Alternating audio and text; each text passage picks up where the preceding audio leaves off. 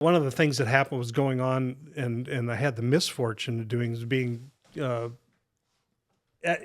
Germany at a time when there was lots of terrorist attacks going on. Oh. I just remember gazing up at this airplane and saying, wow, that's really super cool. And I fell asleep.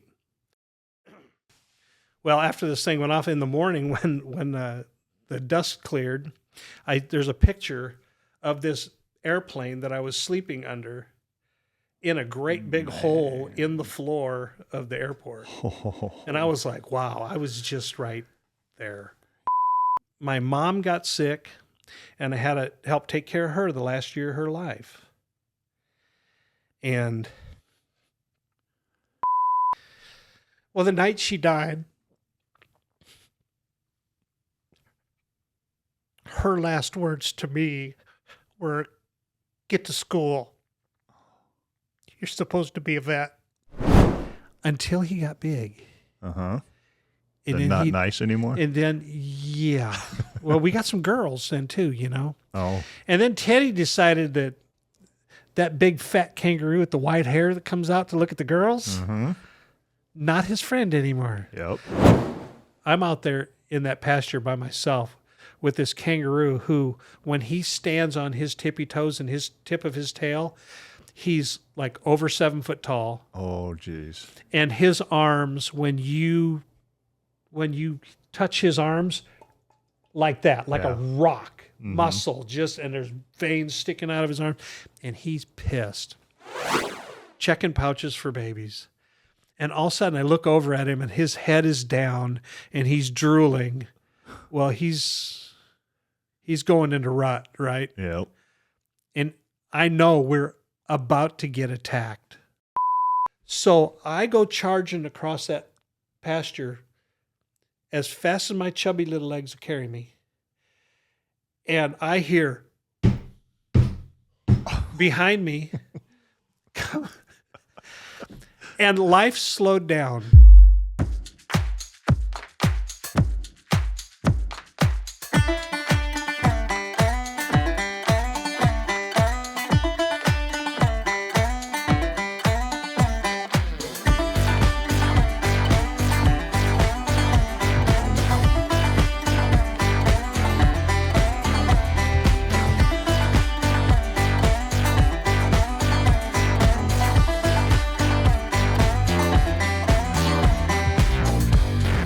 Knock yourself out.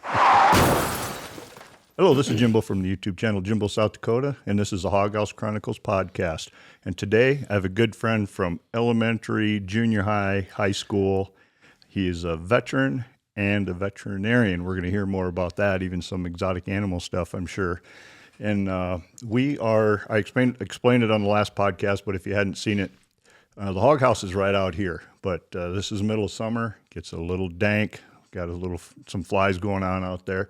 And we are also doing a remodel in our living room. So Todd and I are here hanging out with the studs, and we're just going to film right here.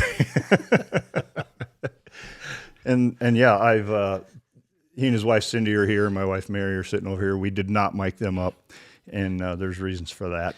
Yeah, definitely. Yep. But yeah, won't go ahead and start with just say where you flew in from today and stuff, and then just go back to where you grew up, how you grew up, okay. how Well, you got in the military. First, I want to say thanks for inviting us. You bet. I know I called a few weeks back and just said, hey, we're going to be in town for this, and very graciously you offered to let us come out and spend the night with y'all, and it was exciting to see the hog house finally. Mm-hmm. Man, that place is so nice. I love it. We are definitely going to plan on making a trip up here once to attend one of your soirees. Actually, you guys can have a family event here if you want. If some of your family wants to, yours is probably closer than your family, right, to this area? Yeah, my you could family have a Westin reunion here. No. Her family would show up. Yeah, I tell you what, it's really super, super nice, and thanks so much for having us. And, I appreciate you coming. Yeah, it's going to be exciting. We were at your place 3 years ago, I think, for Easter. Yes, yeah, and we had a fantastic time. Mm-hmm. Brought you for the best pizza in Southeast Texas. I remember that. Yeah, Southeast Texas. So you guys live in Yeah, we live in a little town called Kuntz, Texas, which is about 16, 17 miles north of Beaumont, Texas. Mm-hmm. We moved there in 2002 when I graduated from vet school. So it's a wonderful place to live. The downside is the hurricanes. Oh, yeah, I'm But sure. we've become accustomed to the warm weather, warm, hot, humid. We like it. It was lower 60s here today, and we're freezing. So, Yeah, because it's been in the 90s, Yeah. for a month or so now. Yeah, and that's what it is down there too. Low to mid 90s, but lots of humidity. So How far are you from the coast itself? about 60 miles. Yeah, it kind of depends. Yeah, they have shipping lanes that come in. What kind of drew me to the area when I graduated from vet school? Right before I graduated, I went and did a lot of job interviewing, and I decided I wanted to go to Texas or Florida or someplace because of the exotic animals. And the Beaumont area is really unique because there's a whole bunch of different biotopes that come together in that area. So you have the coastline, and then you have saltgrass plains, and you have swamplands with the alligators and everything. You have hardwood forests, and you have softwood, and then you have grass plains too. And it all comes together in that area. So whatever you want to do, you can do. It's super, super interesting area. Yeah. Yeah. So where was it that you and we grew up? We grew up in Elk Point, South Dakota, Yes, right down the road from you. 45 minutes. Yep. It was a great town to grow up in. A lot of fun. Small classrooms, great teachers. Everybody knew everybody. So it was a good place to raise a family back then. Mm-hmm. It's changed a lot there. Yeah. Yeah. When Dakota Dunes came in is the beginning of the changes, I think. Yeah, it's just when we go there now, I just look around and I'm just shocked by, the changes in town, There's no stores anymore, really. I guess the grocery store is still there, but so many things have disappeared. Yeah. Yeah, it's kind of sad. So That's a lot of small town America, depending on where they're located. it's true. It's absolutely true. People don't want to live in small towns anymore, and they're going by the wayside. Yep. And you were always a fun-loving guy, Yeah. from what I remember. Yeah, I hung out with your cousin, Big Jim. Jim Osted. Jim was my amigo. Rest in peace. Yeah. Yes, he was my second cousin on my stepdad's side. Yeah. So his grandma was my dad's sister. Okay. So we were. He just called me JB, and I'd call him JA. We're on the wrestling team together and stuff. But you guys, he is. best friends. We were joined at the hip. Mm-hmm. We were wherever you saw him, you usually saw me, or vice versa. I think I spend more time at his house than I spent at mine. Yeah. We were family, that's for sure. Yeah, and part of the fun-loving part, I can cut this out if you don't. but I remember we met in early grade school, and the first funny or joke thing, I don't remember. I probably told you when we were down south, but as the first thing I heard you say that got a rise out of people is that you come up to somebody and you says, "Hey, if I cut the cheese, will you lick the knife?" Yeah, you remember that? That's what happens when you're number 10 out of 11 kids. You pretty much get every abuse imaginable from your older brothers, and you learn a lot of probably inappropriate stuff for that time period. Oh yeah, yeah. Well, I was like, I kind of like that guy over there. God, I hadn't heard that one for a long time. I'm gonna put that one back in my little bag of tricks. There you go. Yeah, so we went through grade school in junior high. Yeah, and most of high school. Senior year, we had moved out of the school district to Burbank, South Dakota. Right. And we didn't tell anybody, and we kind of got caught. So the day I showed up for my senior year, the principal was kind of like waiting for me to come walk in the building with, and I will say with much glee in his voice. He said, "You no longer come to school here." And I'm like, "I don't know what you're talking about." And he says, "Pack your bags, boy. You get out of here, because you don't go to school here. You got to go to school in Vermilion." And yeah, that was a tough pill to swallow. Yeah, and where you lived was probably almost closer to Elk Point than Vermilion, but you were right there. It's a little bit closer to Elk Point than it is to Vermilion, but it was just over that Clay County line. Mm-hmm. So, with looking back at it, and thank God we had Barbara Schwartz, who was the counselor there at school, because I was ready to quit. Mm-hmm. I was ready to pack it and just go do something. I didn't know what, but she talked me out of it. And I loved going to school in Vermilion because I had the best of both worlds. I'd hang out with my friends there, and I'd come back to Elk Point, and I'd hang out with my friends there, and it was a great time. So, mm-hmm. And I always get it. Now I don't make the Elk Point reunions very often, but I always get an invitation when Elk Point has a high school reunion, and I always get my invitation from Vermilion, and it's been a lot of fun. Mm-hmm. Yeah, and to tell you the truth, I didn't even realize that happened to you, because we're all wrapped up in our own lives and things. Oh yeah. But the senior year, I started, and then we got to Christmas, and I turned 18 in June. So I didn't go to kindergarten until I was 6. So I was a little older than most of you guys. Well, I was also getting Social Security, or my mom was, my dad, because my natural dad passed away 6 months before I was born. But with Reaganomics, you had to be full-time college by May of 82. Mm-hmm. I wasn't going to graduate high school till then. So Vermilion, being so close, I had to get registered to be a full-time college student with 12 college credits and finish senior year of high school at the same time. So with all that stuff going on, I didn't realize that had happened to you. Yeah, absolutely. Well, I didn't know that. That's kind of crazy. Yeah, it was a little bit stressful because, I was trying to make the state wrestling tournament, and I had to give up physics class and senior math. Or no, wait, I had to stay in physics. Poor devil. And I just got done with senior math. Had to give up physics. Oh, and I God. take trig and literature and different things in college there.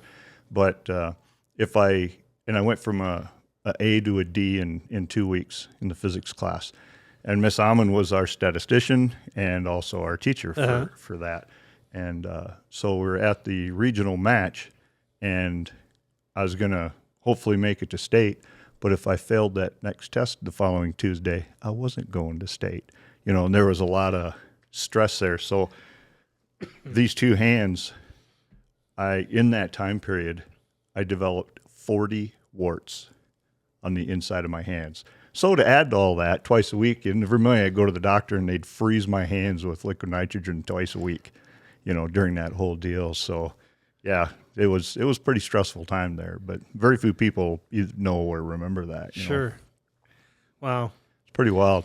So hence I didn't notice that you were gone, even though you were gone in the fall. But yeah, so when you were telling me that, well, I've been to your place twice. Mm-hmm. Because the first time was when your daughter graduated from basic training. Yeah. Was the first time? Oldest daughter, Amanda. Mm-hmm. Right. So I got to do I didn't get there till fairly late. Stayed one night and I had to go in the morning. So then when Mary and I came to see you guys 3 years ago, we got to stay for a while. And that was cool. That was fun. It was a lot of fun. We enjoy having company. We treat our house like we did when we were younger, and our parents set the example. If company comes over, you feed them. Mm-hmm. You invite them into your house, and your house is their house, and we still do that. If somebody comes over, mm-hmm. Expect to sit down for dinner. Right. You know, and that's something that makes me sad too. That you don't see that going on very often anymore. Yeah. People are like, "Okay, we're about to eat. Bye," and get out the door. And I think they probably do it with the kids too. And I know when I was growing up, if there were 10 kids over, and Mom was getting ready to set the table, you walked in the house and there was a plate for everybody. Yep. So. Yeah. And you, and if anything comes up about high school or anything, feel free to jump back. You ended up in the Air Force. So how was it that were you interested in the military at all, or how did this all transpire? Well, my older brother, Steve, went in the Air Force in the 70s, right after Vietnam was just winding down when he went in the Air Force. So he didn't have to go to Vietnam. And then my brother, Scott, who is maybe 6 years older than me, he went in the Air Force. And he got out right about the time I was going in. I actually went in delayed enlistment, so I enlisted in the Air Force right at the beginning of my senior year, and then went into basic training right after we graduated. So, and I loved it, and that's why I'm in Texas now. I mean, a lot of people complained about San Antonio, and I was there in July, so it was hot, and the roaches are as big as dachshunds, and I loved it. I thought it was great. So I couldn't wait to get back to Texas. And so that was kind of one of the driving forces too. I really was hoping to find a job in Texas. Yeah. 'Cause a lot of people are very tentative about basic training, but you just the personality that you have, I mean, you kind of look at everything as an opportunity and also where you can make somebody laugh. Well, let me tell you about the opportunities I had in basic training. I remember one. We'll see if you hit it here. You had to run PT every day. Yeah. I ran PT about 6 times total during my whole 6-week stay there. Really? Because I would volunteer for dorm guard. And then I would just mess with people during dorm guard. I just had the greatest time. And my TI, he was just a ornery man. And for some reason, he took a liking to me and let me get away with murder. And he'd pull me out of line. He'd say, "Westin, get over here." And we were in the big dorms. And he would say, "Come into this classroom." And I'd go in the classroom, and he'd say, "Stand here at the window and watch." And then he would go out and harass somebody else's flight. And I remember one day when they got a brand new flight of Rainbows in, and he went out there, and their TIs had gone into their day room, or not the day room, but into the commander's office, or, in that area. And the day room door was right there for the TIs. And he goes out there and he yells at them a little bit, and he tells them to pick them up and put them down, and pick them up and put them down. And then he told them at ease. And he said, "Okay, you guys, you can go in there and just kind of chill out for a while. Your TI's doing some stuff in there, and he'll be out here in about an hour. So just go in the day room there, and if you got them, smoke them. There's sodas in there and everything." And in about 5 minutes, you hear music playing, and you hear the pool table, the balls cracking on the pool table, and the TI comes walking out there, and there's nobody standing out in front of the dorm. And you could just see the hair on the back of his neck go on end when he turns around and looks at the door to the day room there. And when he looks in the window, oh yeah, all hell broke loose, man. Oh, I could imagine. There was bodies flying out of that door. It was just so funny. And meanwhile, my TI, he's back in the office in that classroom with me, looking out the window, slapping me on the back, saying how funny it was what he just did. Yeah, it was fantastic. But, oh, cool. But the downside of that was I was not prepared to run that 1.5 miles at the end of that at the thing. end, yeah. I was going to ask about that. Yeah. No, that was not a good time in my life. Mm-hmm. Doing the obstacle course and that run, well, that was not a good time. But you passed. I passed. First time around. Yeah, I passed first time, but I was wheezing like a donkey when I got done with that thing. Yeah. It was bad, Oh, man. but it was a good time. And there was also, with this same man, when you were leaving Lackland. Oh, yeah. Yeah. He marched us all over. Well, he did something that was really nice. I thought when I got down from my dorm carrying that big old duffel bag, he walked over and grabbed my duffel bag and carried it to the bus. Wow. Yeah, for me. And, he told me, he said, I better not hear you screwing up. And I told him, I won't. And so they sent you over to finance, and we sat out in front of the finance for, 30, 40 minutes waiting for buses to come by and pick us up. And he comes marching by with a brand new group that he had just picked up, brand new group of rainbows. And he comes marching by, and he stopped in front of us. And somebody, and I can't name any names, had turned his eagle upside down on his hat. And he looked at me and he goes, funny, very effing funny. And he started to march him away. And just then one of these pararescue guys comes out of the finance office. And he's got that blood red beret in his hand. And he's not putting it on his head because he's underneath the overhang outside. And that eagle upside down on his hat must have got to him a little bit, because he stopped and he went up to that guy from pararescue. And he said, you need to get that hat on your head, boy. And he said, sir, I'm underneath the overhang. I don't have to put that hat on my head. And he said, you either put that hat on your head or I'm going to shove your effing head in your pocket. Oh my God. It was so good. But he was really a comedian. I wish I could have kept in touch with him, and I never ever, I've looked and I've never been able to get a hold of him. Well, nowadays it's so much easier. Yeah. To stay in touch with people. Yeah. I'll have to try that sometime. Yeah. But it was a good time. I really enjoyed being in the Air Force. I went to Biloxi, Mississippi, electronics. Went to the electronics school there, and took classes for wideband communications, which was line of sight microwave communications, and got shipped to Germany after that. Mm-hmm.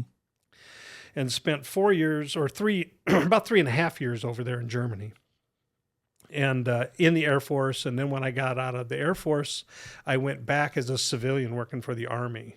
Oh, you did? In the exact same place that I had worked as an airman. Okay. So, but now I'm a civilian. Instead of making airman's pay, I was making like major, the equivalent of a major. Mm-hmm. And life was good in Germany. I enjoyed that very much. Yeah. Yeah, but you're always a fun-loving guy. She's holding a note. I don't know if Yes. I can't read it from here. Go. Huh? Oh, the Bader Mannhof. Yeah. One of the things that happened was going on, and I had the misfortune of being in Germany at a time when there was lots of terrorist attacks going on. Oh. And in like really, really close proximity to some of them, probably the biggest one was the Bader Meinhof gang blew up Frankfurt International Airport. They set off a bomb. Oh, man. And it was the worst part of it was I had gone to the airport that night to pick up my little sister Lori, who was coming over to visit me over there. Mm-hmm. And so I go to the airport and go to pick her up, and she didn't come in on her plane. And so I'm in panic mode, and I'm calling around, and I find out that she missed her flight in New Jersey. But our oldest sister lived in New Jersey, so she was there, and she was safe. And I left the airport, and leaving the airport, a bomb went off in the airport. So I get home and, kind of shaken up because this went off in the vicinity I was in behind me. And in the morning when I looked at the newspaper, there's a German newspaper called Das Bild, which means the picture. And I had been sleeping in this area of the airport, sitting in one of the chairs waiting for her flight to come in. And there was an old, like, World War II Bush plane that I was looking at while I just remember gazing up at this airplane and saying, wow, that's really super cool. And I fell asleep. Well, after this thing went off in the morning, when the dust cleared, there's a picture of this airplane that I was sleeping under in a great big hole in the floor of the airport. And I was like, wow, I was just right there. Yes. So did somebody come in there and put that thing while I was sleeping, or, Hard to just say. really made you think about it, But, yeah, there was a lot of bad things happening there. People were getting kidnapped and murdered. And for the most part, the Germans really, really liked the Americans, but there was that faction that, didn't want us there either. So Right. So that drew you back as a contractor to go back there Yeah. and live. Yeah. So how long did you spend in the Air Force? Did you do any other bases? Or? No, I spent 4 years in the Air Force, and I got out after my first assignment because I wanted to come back as a civilian. Because you had learned about the contracting side of the house. Yeah, and all while I that was there. While you were there. Yeah, I went back to work with ITT, not ATT, T&T. It was International Telephone and Telegraph, and they had a contract taking care of the communication sites. So I went back and worked at the exact same communication sites that I worked at in the Air Force. And how long did you spend doing that job? 2 there? years. 2 years? Yeah. Yeah, and then I decided to come back to go to school. I never, ever thought I'd go to college. So, unfortunately, I didn't do great in high school. I mean, I got good grades, but not great grades. I probably gave Miss Amon so many headaches and nightmares, with math grades, and I just wasn't interested in it. I just really wasn't interested in that stuff. I look back at it, I didn't apply myself because I wasn't interested. It meant nothing to me. So I never thought I'd go to college. But then I get over there and I'm like, you know what? I think I would like to go to college. And I think I'd like to become a veterinarian. Yeah, just not And that was based on math, maybe science. That was 1988. And I came back in April of 88. And I get home and I met one of our teachers uptown one night. And I said, he said, hey, Westin, what are you doing here? And I said, I think I want to go to school. Oh, well, what are you going to do? I want to become a veterinarian. And he goes, you can't do that. And I'm like, what? He says, well, you can't do that. You're not smart enough to do that. Oh my gosh. And I'm like, well, okay. And he goes, so-and-so did that. And he comes from this, one of the wealthy families in town. Said he wanted to be a veterinarian. He couldn't even do it. He had to become a doctor, a medical doctor. He became a medical doctor. And I'm like, well, that crushed me. Yeah? Yeah. It was just like, it was a kick in the gut. So I gave it up. I decided, well, I guess I can't do that. So let's see what else I can do. So I worked in electronics and stuff. And then Jerry Flannery hired me. And Jerry sparked a fire. How did you do that? He I'll tell you what happened to really that did spark that fire. He took me out and we went to Yankton, South Dakota, out in the hills by Yankton to do a survey. And we are out in the middle of nowhere in the hills. And he goes, he walks out and he looks, east, and he looks west, and he looks north and south, and he looks down at his feet, and he said, "Here, take that shovel and dig a hole right here." He says, "There's a pin in the ground right here." And he says, "And I'm going to walk out there about 300 feet. And he says, and I'm going to see if I can't find one."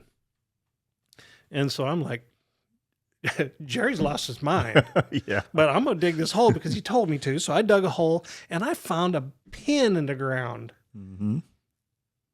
Spark, And I see Jerry walk out there and he's like walking in a straight line out there. And all of a sudden he takes a shovel and he digs down and he comes walking back and he says, "Yeah, I found the pin I was looking for out there." Sure enough. First dig too, probably. Yeah, and I'm just like, how the hell did he do that? And we did what we needed to do, and we're coming back, and I'm just like, I'm speechless. And I said, "How did you do that?" And he said, "You ever been in an airplane?" And I said, "Yeah." And he said, "You see how everything's in squares?" And he explained how everything's 1 mile by 1 mile, and that at each of those corners, and even inside that mile, every square is got pins located in it. And he says, even out in those hills, and he says, and all I did is I saw a fence line a mile that way, and I saw a fence line 2 miles that way, and a mile that way, and a mile that way. And he says, and I just lined myself up on all those fence lines. Visually. And he said, there should be a pin right there. Oh, my word. And he says, I don't always hit them. He says, but that's what I got a metal detector for. Mm-hmm. He says, but usually I'm pretty close. Golly. Yeah. So then he starts sending me out with my real good friend, and I became his friend working with Jerry, Kevin Reinhardt. And Kevin had just got out of school. And you know Kevin. Kevin's kind of related to you. He married your cousin or something? Becky? I wonder if I'm on my stepdad's side, maybe? Probably, on Jim yeah, Osted's side? Yeah, I think so. But I'll think on that. So Kevin explained things to me too, and we went out and doing all these surveys and using coordinates. And then I asked, wow, that's really cool how these coordinates work. And so Jerry sat me down and he taught me how to do the math with the coordinates. And then he taught me about angles, trigonometry. Mm-hmm. And now I love math. Okay. Mm-hmm. So I'm like doing everything I can in that office to do all this stuff, and by hand, not even with the calculators, just like, wow, this is amazing. I couldn't get enough of it. Mm-hmm. And so my mom got sick, and I had to help take care of her the last year of her life. And yeah, no worries, man. No worries. Yeah, that parent stuff hits you pretty hard. Well, the night she died, her last words to me were, "Get to school. You're supposed to be a vet." Oh, man. That's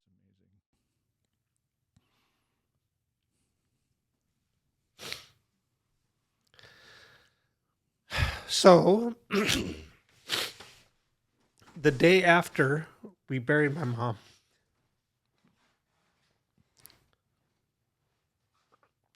my sister took me to college and signed me up for classes.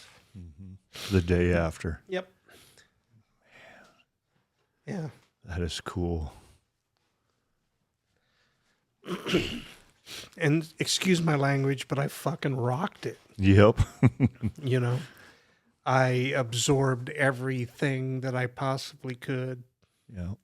And I made Dean's List every semester except for one. Mm-hmm.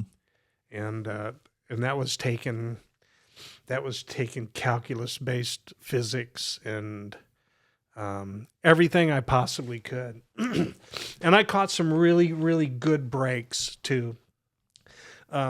My first day of class, after I got out of class, I went to the biology department, and I went to all of the professors who were doing experiments with live animal models, and said, "Hey, listen, I want to go to vet school, so I want to take care of your animals." And there was one professor who was dealing with Anolis carolinensis, which is a little green anoles, the little chameleons you used to get at the circus. And then another professor was doing experiments with rats, and Dr. Ken Renner was his name, is his name.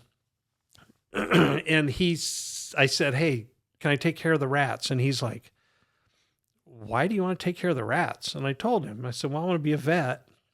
And he goes, "Well, wouldn't it help you more if you helped me with my experiments?" And this is day one in school. Yeah. And I'm like, "Well, yeah, I probably would."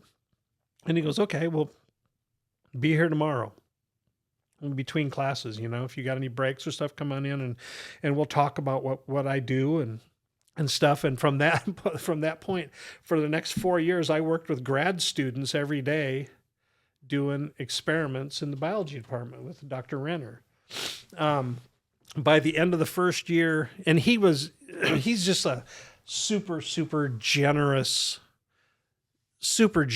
professor. I mean, he's just a super nice guy. Helped every step of the way. He would write the papers, and he would take like side credit, like 4th or 5th authorship on these papers. He would put us as first author or second, and he went through all of us. And like, I think I got published as with my name in the authorship line in Brain Research magazine my very first year in college. Wow. And then took us to the neuroscience conference in Washington, D.C. that year.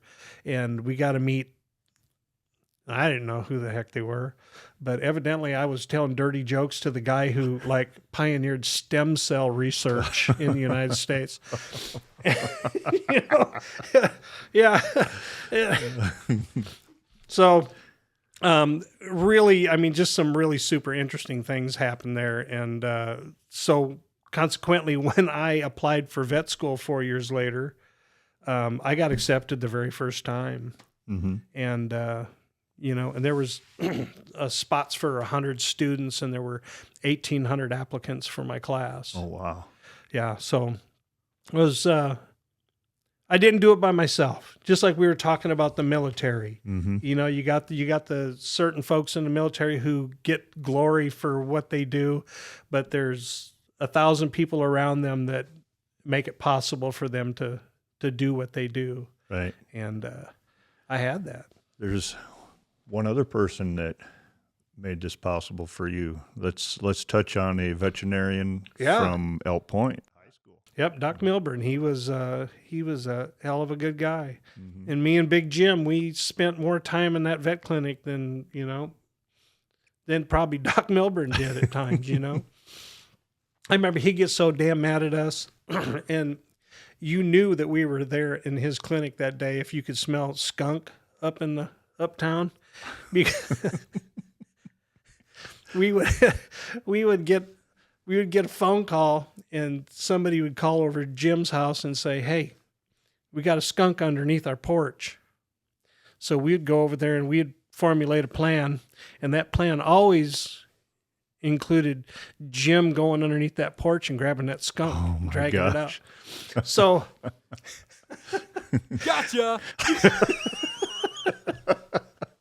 So yeah, we'd bring baby skunks up to Doc Milburn, and he would be so mad at us, but he would take them and he would descent them for us.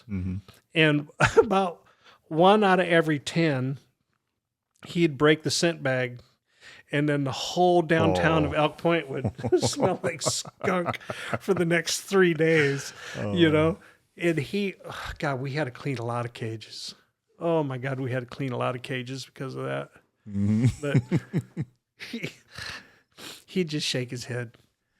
But you showed that interest back then Yep. and approached Yep. him in his office. Yep. They did an article in Reader's Digest in '98. It was about Doc Milburn, and Doc was, probably the only black veterinarian in South Dakota. I believe it. And it just kind of told his life of how, when he came here, some of the stuff that he had to endure, and how his previous life, before coming here, affected how he practiced. And it's a really, it's a fascinating story. But they mention me in that story about bringing animals to him. And at that time, that story came out. Oh, you know what? So that had to be 98 when that story came out, because Reader's Digest came to Iowa State University, and there's a doctor named Dr. Neo, and Dr. Neo was from Africa, and he did an apprenticeship under Doc Milburn here in town. And I walked into his office like I hadn't been there just a couple days.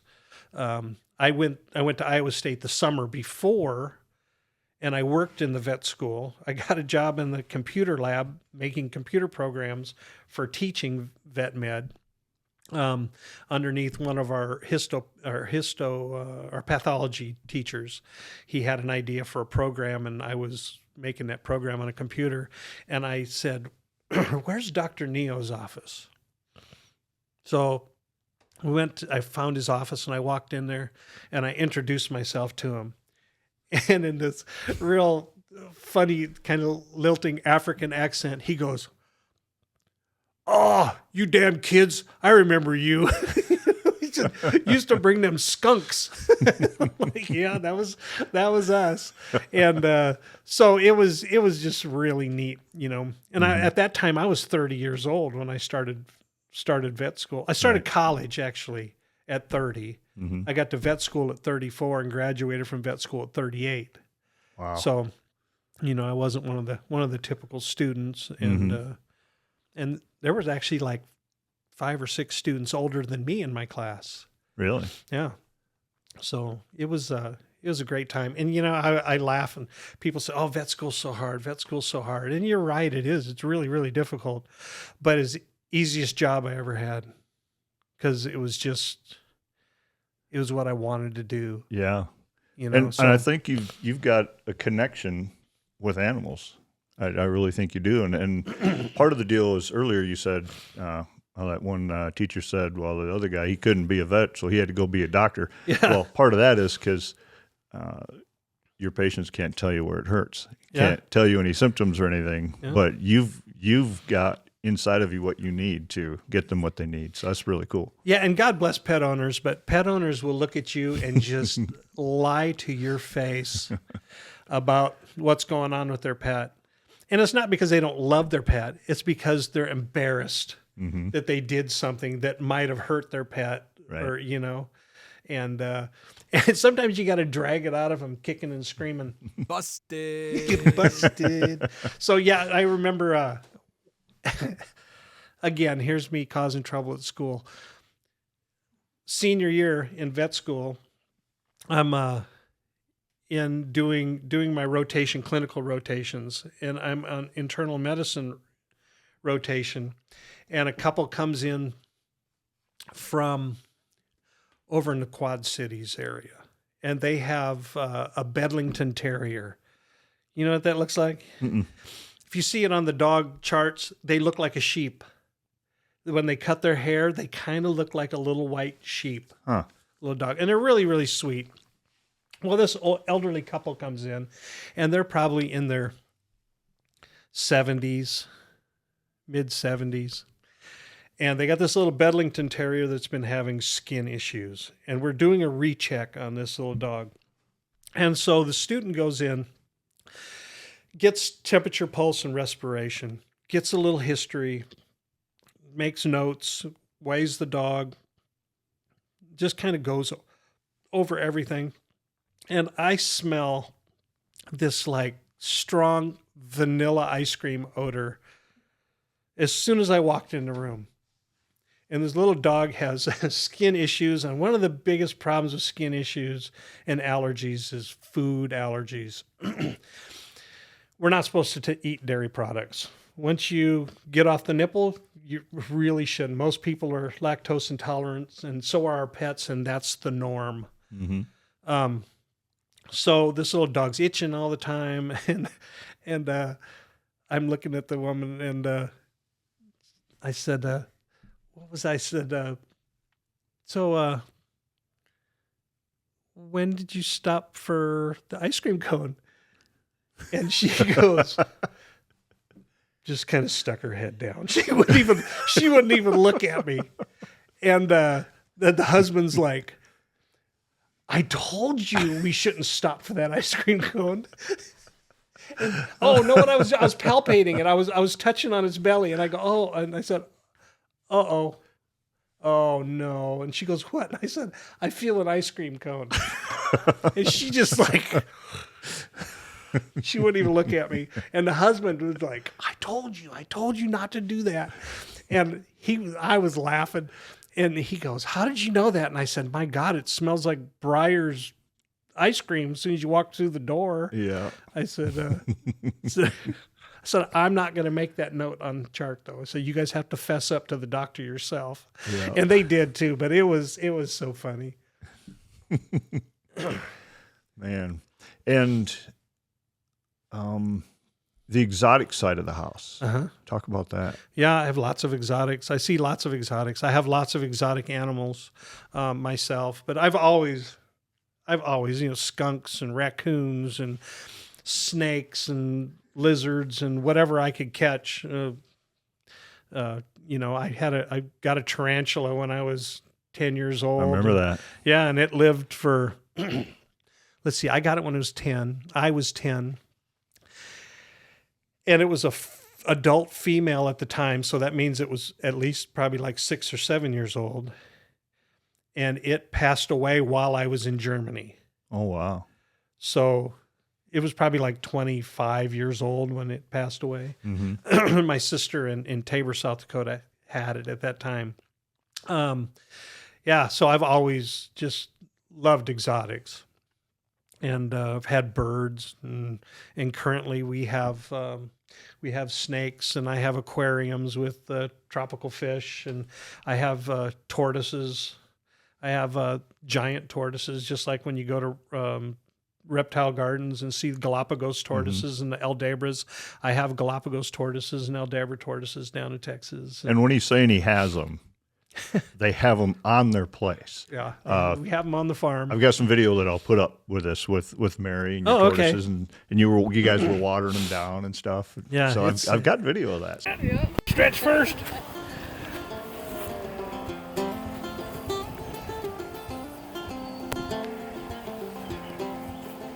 gonna run them over. He said Aunt Cindy didn't bring leather.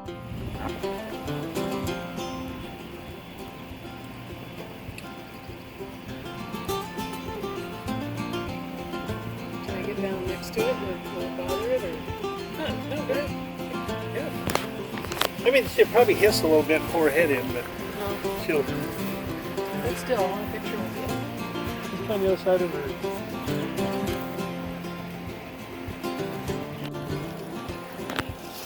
There you go, Jim. We gotta get a picture of both of them now.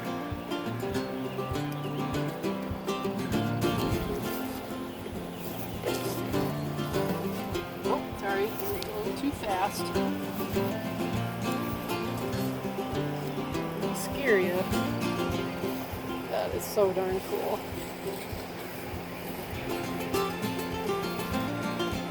Show you what they love.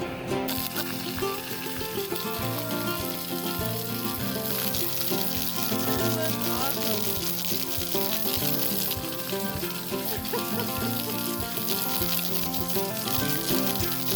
All winter.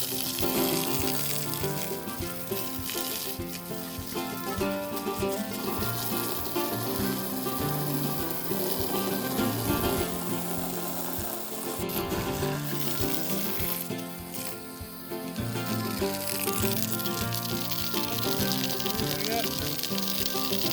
wild.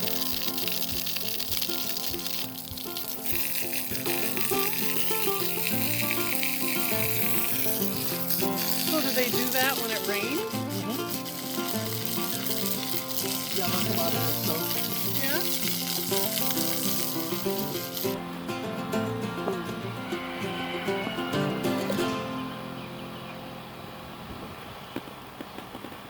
So Yeah, I'll it's put really that up. it's a lot of fun, and as a matter of fact, I have somebody giving me what they're planning on giving me a tortoise. It's just like another extremely rare one, called an Amazon basin giant yellow-footed tortoise that somebody's going to be giving me, and I've only seen one in my life. They're amazing animals, but the guy raised it from a baby, and it's like huge. How big is your biggest tortoise? Oh Lord! And how many do you have total? Yeah, Yeah. She's like saying like about we have 7 tortoises in the small pen, right? 7, and then we have 2 that travel in and out of the house outside every day. That we take them out, put them in their pen, and then bring them in the evening. And then we have 2 giant Aldabra tortoises out by the garden in their pen, and those are probably pushing, I want to guess, 250 to 300 pounds now. They're getting quite large. yeah. When they decide they don't want to be somewhere, they just go somewhere else. They go bashing through fences, and once they find a weakness, they're really smart. They'll like keep going back. Even if you fix that spot, they'll go do something for a while, and then they come right back there, and you'll find them trying to escape from where they escaped before. I remember you explaining that to us, and you were showing spots in the fence. Oh yeah, when we were there. Oh yeah, I have fixed fences, and they just have destroyed them. Hurricane fences, chain link. Yeah, they tear it apart. Man. So. And then you have another area for other reptiles. I have my man cave where I keep my snakes. I have Lots of snakes. I don't have quite as many as I used to. Probably the neatest thing is I have eastern indigo snakes, which are the largest, what they call colubrid snake in the United States. Colubrid being they are they're not a constrictor. So constrictors grab their food, wrap it, choke it out, and then eat it. Where the colubrids are more like your garter snakes and stuff like that, bull snakes. As a matter of fact, the eastern indigos are very, very closely related to our common bull snake here. And they just like, when they want to hunt something down, they grab it and they eat it. They just choke it down, and they're big snake eaters, so they will wipe out a venomous population of snakes pretty handily. Huh. But I have those, and I have some pythons and smaller size pythons and stuff. So Yeah, you were showing us that whole area that you've got, and you also like raise roaches for food to sell for people that have. Yeah, I quit doing that. Yeah. It sounds really weird, raising roaches. Mary was creeped out. She's creeped out right now. I've been in a couple of households that you thought they were raising roaches. Yeah. But these are actually a different kind of roach. They're called a dubia roach, and they're really super highly nutritious, and they kind of look like a big pill bug. Yeah. They don't look like the typical roach. The males do have that roachy look with the wings and stuff, but the females and the babies all look like just a roly-poly, a bigger roly-poly. Is food, right? You know how much one this size costs? No, I don't know. Like 75 cents. So how long does it take for them to create and how many? Not long. I mean, Oh my! Oh. But actually, when we had a big power outage and some real severe weather a couple of years ago, and the power was out for about 5 days, and it just got too hot, and most of my roach colonies ended up dying. But there's other things going on. You're plenty busy. I'm plenty busy. Yeah, I kind of get in over my head. I'll admit it sometimes with stuff. Yeah, we were talking about home projects earlier. Yeah, it's just it's never ending. And I tell you, one of the really cool things I have is called a fly river turtle. And if you look them up, they're super, super interesting because they are like a freshwater sea turtle. Really? They get quite large, but they have flippers. They don't have feet. They have flippers like a turtle in the ocean, like a sea turtle. Mm-hmm. But they're freshwater, and they're from Australia. And the really cool thing about them is the female will go, the only time they ever leave the water, and only the female leaves the water, she'll leave the water, and she knows instinctively how far to get out of the water to lay her eggs. Because those eggs have to be laid kind of during the dry season so that they'll hatch at the beginning of the wet season. And it's really neat. She'll lay those eggs. They'll incubate for, I think it's like 90 days. And then they're starting to get ready to hatch. But the only way they can hatch is to be in water. Mm-hmm. So she has to time it for when the rains come and the floods wash the banks out of the river. And when those eggs drop in the water, they can't breathe anymore. So those babies become hypoxic in the shell, and they burst out of their shell, just bang. Wow. That shell just explodes, and they head for the surface so they can breathe. Wow. There's some great videos on YouTube. You look up fly river turtles hatching. Where they take the egg and they put it in a container of water, and you watch it, and that egg kind of bounces around a little bit, and then it just explodes, and that baby comes out. Holy cow. Yeah. That's pretty wild. Chickens may take hours to hatch out of their eggs and stuff, but those little babies just pop, and it's super, super cool. That is cool. Yeah, animals are neat. Animals are really neat. Mm-hmm. And you've also worked on primates? I've worked on many primates. I don't do any primate medicine anymore. Yeah. And only, mostly it's because primate people are a little weird. Exotic animal people are a little weird. I include myself in that, but primate people, their animals can be very dangerous. Yes. They can carry many different zoonotic diseases. That zoonotic meaning that they can pass on to humans. And some of those diseases, though we would very rarely see them in the pet trade, can be deadly, But most of the time, they have their little monkey and they're like, oh, it's my baby. And your baby just took a big chunk out of me and you want me to, look at its butt. Yeah. No, it ain't happening anymore. I got to knock your monkey out. I'm going to have to sedate it. And then they're freaking out because you got to sedate it. And I'm just like, no, can't do it, So you got to draw the line somewhere. Yeah, because I've just heard horror stories of chimpanzees and stuff, and when they turn, oh yeah, no, I won't do any. And it's like they go for the face and genitals and all kinds of stuff. Yeah, they're not just nice. Nasty. They're not nice. Mm-hmm. Another animal that's not nice, and everybody loves them, is dolphins. Yeah. Not nice. Not nice. Not nice. they'll jack you up. People always ask me. That flipper show's full of shit. Yeah, that's right. Yes, flipper. Okay. That's like horses, though. Horses. Mm-hmm. They make you comfortable. And if it has the mind to, it can kill you in a second. And people always say, hey, Doc, why don't you work on horses? Why don't you work on horses? You're so good at dogs and cats. Why don't you work on horses? And I'm like, because horses will F you up. Yeah.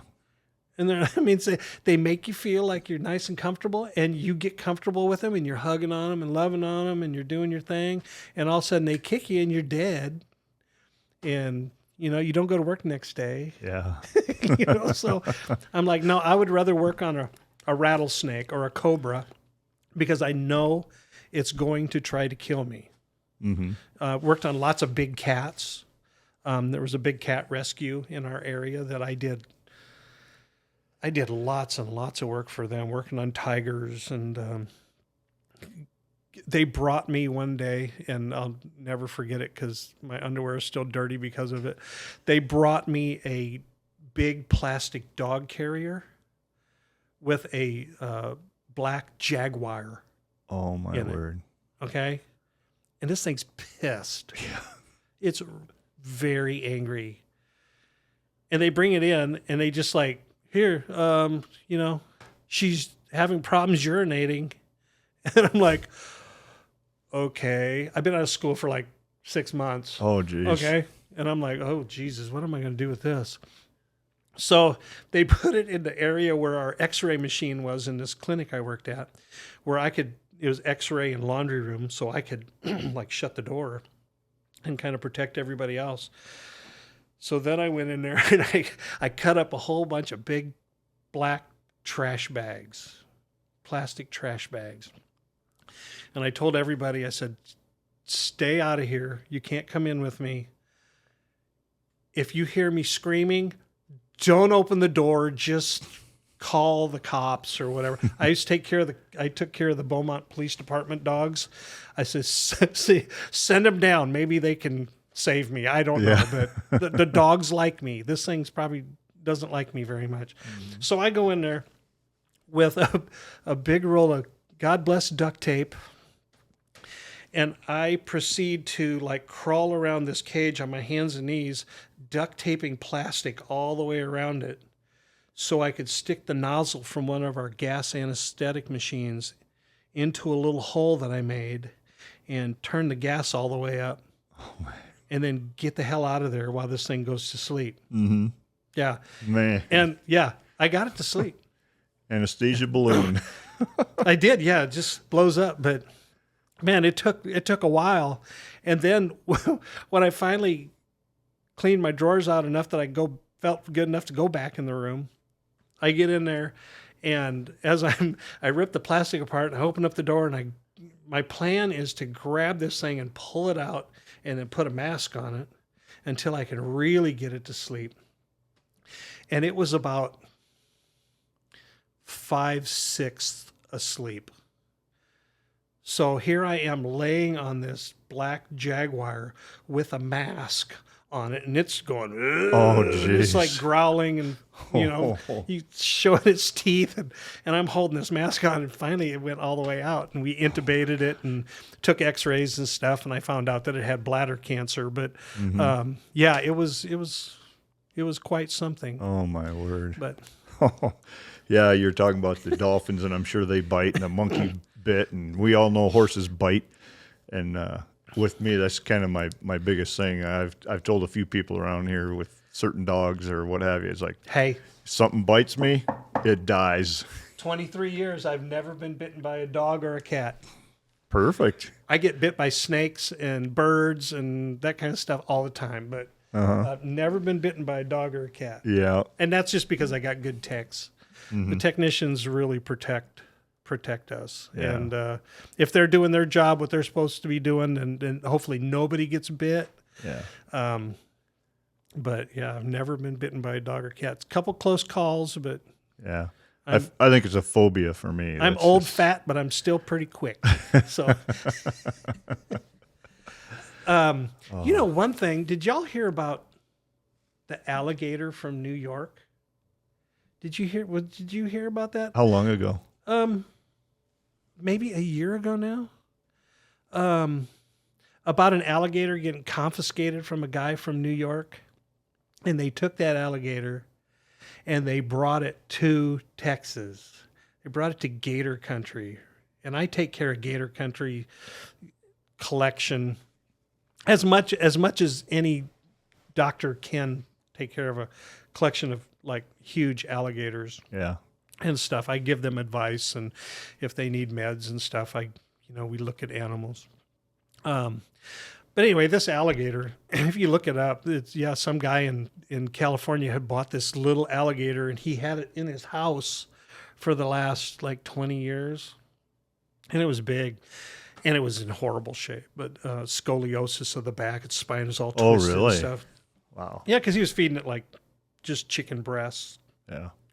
No bone, nothing to build bone with, or its skeletal system. And, it's kind of a sad deal, but it was a big story down there. But it was on world news. It does sound familiar. But yeah, I take care of animals over there at Gator Country. As a matter of fact, I was on an episode of Texas Gator Savers not too long ago. I don't even know I haven't even seen it, but a lot of my clients have come in and said, "Hey, we saw you on TV last night." And I'm like, "Really? How'd I do?" And they were like, "Well, you were okay." Yeah, I'll have to look that up. That's got to have at least portions of that on YouTube. Texas, I haven't been able to find it, but it streams on one of the kind of weird channels. If you look up Texas Gator Savers streaming, it comes up on, I think it's on Dish Network. Yeah. Yeah, so we don't have any of the cable networks at all. Yeah, it's on one of those, but I've never ever seen the episode. But like I said, some people come in and said they've seen it. And Yeah. but that was kind of a neat case we were looking at.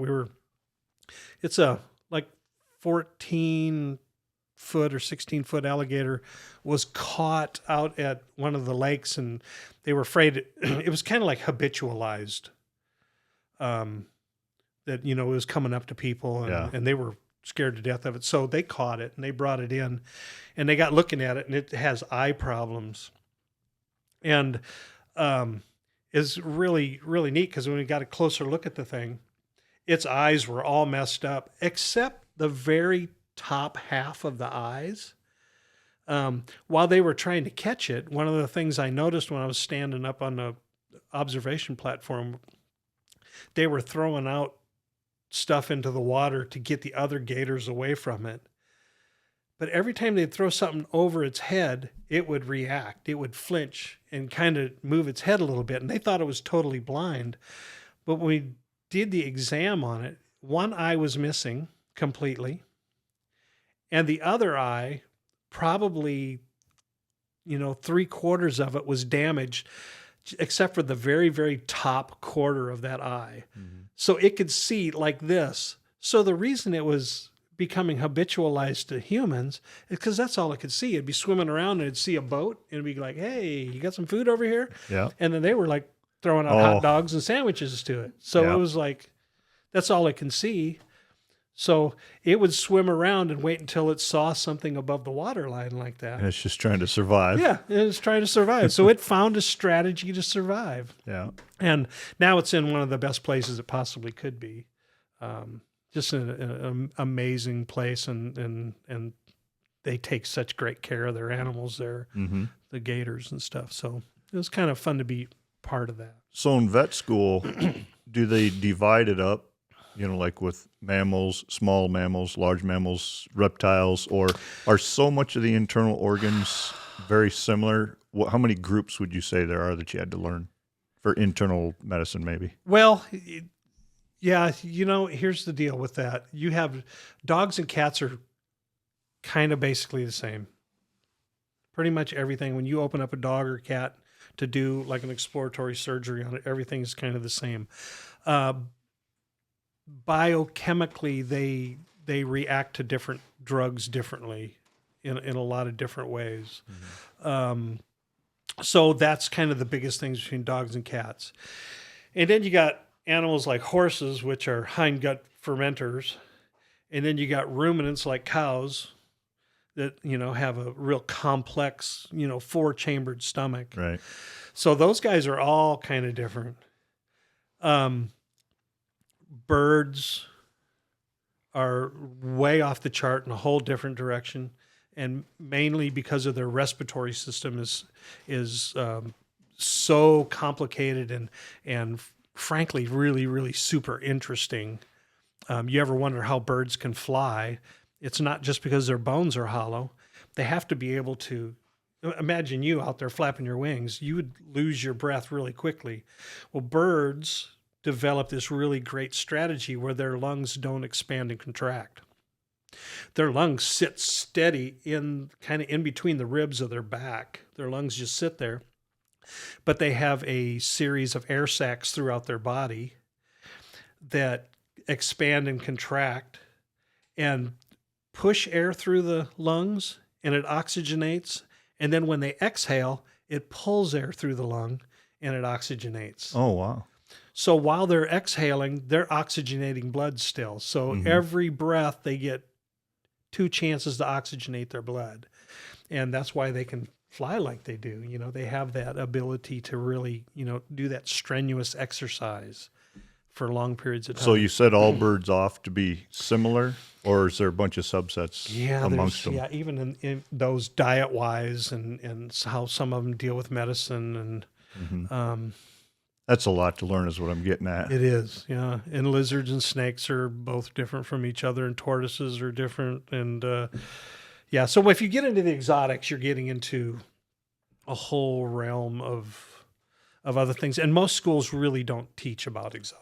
I was going to say... You have to take that kind of onto yourself. Yeah, now, self-study. Again, I was blessed with being able to, during school, I went to Kansas State University for a month and worked with the crew down in Kansas State, and they have a really great exotic animal collection or class down there. And they get teachers in, and most of those teachers are like former zoo veterinarians and stuff. And man, they taught me so much in that 1 month period that I was there. And from there, I went out to Las Vegas for a month, and I did what they call a preceptorship. It's kind of like an internship for students with a Iowa State grad that had a vet clinic out there. But one of the really cool things that he did is he saw exotics, or one of his doctors saw exotics in there, and I got to work with him, but they took care of the animal collection at Mandalay Bay Aquarium. Oh. So Mandalay Bay at the time had some Siamese crocodiles. They had a great big collection of green tree pythons. And then all those stuff in the aquarium itself, sharks, lemon sharks. They had a baby hammerhead. They had a whole bunch of different like cow nose rays and different stuff like that. And I got a chance to work with all of those in the sea turtles, and that was just so much fun to do. I just couldn't even imagine the learning curve you have to, on all that. Yeah, I hate reading now.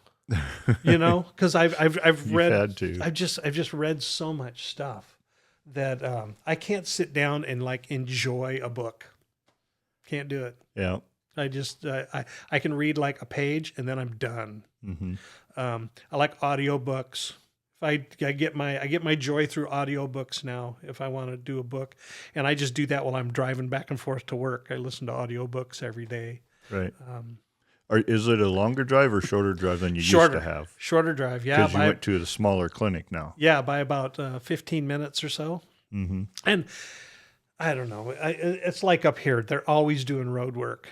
I mean, they finish tearing the hell out of something and fixing it, and then they just say, oh, well, let's tear the hell out of it again. And they do that. And all that area that going down to where I worked in that really beautiful, massive clinic is all tore up again. So this drive is a lot shorter for me. Yeah. It probably takes me 25 minutes to get to work. And at the larger clinic, you would see patients, but there was like a certain day or two a week that they would just line up nothing but surgeries for you? Yeah. So I was doing, I can't remember if it was 2 or 3 days a week. Kind of depended. I love doing surgery. If I could do surgery every single day, all day, I would do that in a second. Really? I do love my clients and I love my patients. For any of you kids out there who want to become a veterinarian, remember it's not enough to like animals. You got to like people too. because they come hand in hand. And if you can't deal with the people, you can't deal with the animals. You know, they're not going to allow you to. And euthanasia is one of the most important things we do. That is one of the things I've found. Sadly, happily, sometimes, euthanasia is like probably the most important thing that I do. You know, and with the dealing with the people side of that. Yeah, and you got to deal with both sides of it. There's some rough days. Yeah. There's some rough days, especially when you have people coming in where you've seen their baby from cradle to grave. You know, you were there for the first time they ever brought it in, the day after they bought it, or within hours of them buying it, and you're there the day that they send it to see Jesus. You know, it's the clinic in Canton here. We've gone through some dogs here, but there's been like 3 times where, you know, and they were just great and just handled us wonderfully. Me mostly, and we'd go in. Oh, well, the guys are always the. Yeah, when I go in to do euthanasia, if there's a guy in the room, the girls are all gone. Man, my technicians are like, they're gone. Smoke. Yep. And I'm in there myself, and you know, 9 times out of 10, I'm boo-hooing right along with them. Yeah. Because you know, it's just the way it is. Yep. If you really care. Grab them up and walk out, and they know that we don't talk, and we settle things later. Yeah. You know, that's just the way it is. And that's... Mary's been there with some as well. I learned one thing, and I think it's becoming more and more popular, and I've been doing this I've been practicing for 23 years now, and probably for the last 22 years, when you go to school and they teach you to do euthanasia, you just, you know, you go in and they put a catheter in the dog and you euthanize the dog. You give it the injection. And, you know, I was seeing pets that usually came into the office and they loved me. I mean, they were just like excited to see me. On the day that we were going to euthanize them, they were afraid of me. Oh, wow. Because they knew. They knew. They were, you could see they're physically ill. They were frightened of me that day. Wow. And so I went to a course where we anesthetize any of our patients. We put a catheter in them. I give them a little bit of the Michael Jackson juice, the propofol, which in just like 40 seconds or 45 seconds, they're in a completely deep state of anesthesia. They're not afraid. Yeah. There's no apprehension. They start snoring. Their little feet are twitching. They're dreaming about chasing rabbits and hummingbirds or whatever, and they don't give a darn about anything. Yep. And when you give them that last little shot, their little heart stops, and it's just very, very peaceful, and it's so much easier on the clients. Used to be when you just give them that anesthetic solution, it would stop the heart very quickly. They'd go down, but that phrenic nerve going across the diaphragm every once in a while would pulse, boom, and you get a little impulse across that diaphragm, and that diaphragm would contract, and that dog looks like it's trying to breathe. Right. And they're gone. They're gone. They're totally gone. But damn. Yeah, and their people are watching it. Yeah, I mean, it upsets you, even though you know what's going on. It's very upsetting for me as the vet, right, to see it. You know, what about their owners? You know, what about their mom and dad? So I started doing that other protocol using anesthesia beforehand. It costs the clinic more, but I'm gonna do it. It's just the way it has to be. Yeah, it's almost a self-preservation measure. Absolutely. Yeah. Oh yeah. It's some days are rough. Some days are rough. Most days I come home pretty happy though. At least now. You know, it's a very stressful job at times. It has one of the highest suicide rates of any profession. Really? Yep. Wow. Veterinary medicine has one of the highest suicide rates of any profession. Sadly. I've never heard that before. Yeah. Wow. That's nuts. And it's weird. We're one of the most loved and respected of professions. Mm-hmm. Huh. So go figure. Yeah, I'd have to chew on that for a little while. It's Man, it's not easy to put together. I know some of the reasons that I can't really say here, but Right. just from experience. Mm-hmm. Yeah, it's kind of a hard pill to swallow It is. when you think about it. Yeah, I did not expect to hear that. Yeah, because if you put a list of jobs down, and veterinarian being one of them, so which one of these people do you really like to see? A lot of people, the vet. I always like seeing the vet, Mm-hmm. unless you got to pay for it. Yeah. And then, but most days we have a lot of fun. My crew is pretty top notch. We all get along really, really good. They pick on me unmercifully. And it has nothing to do with my good looks. It has to do with all this gray hair and the fact that I limp now because I have sciatica. And they call me Paw Paw. Do they? Yeah, I'm Paw Paw. And yeah. Now, did you do the Santa Claus thing for a while?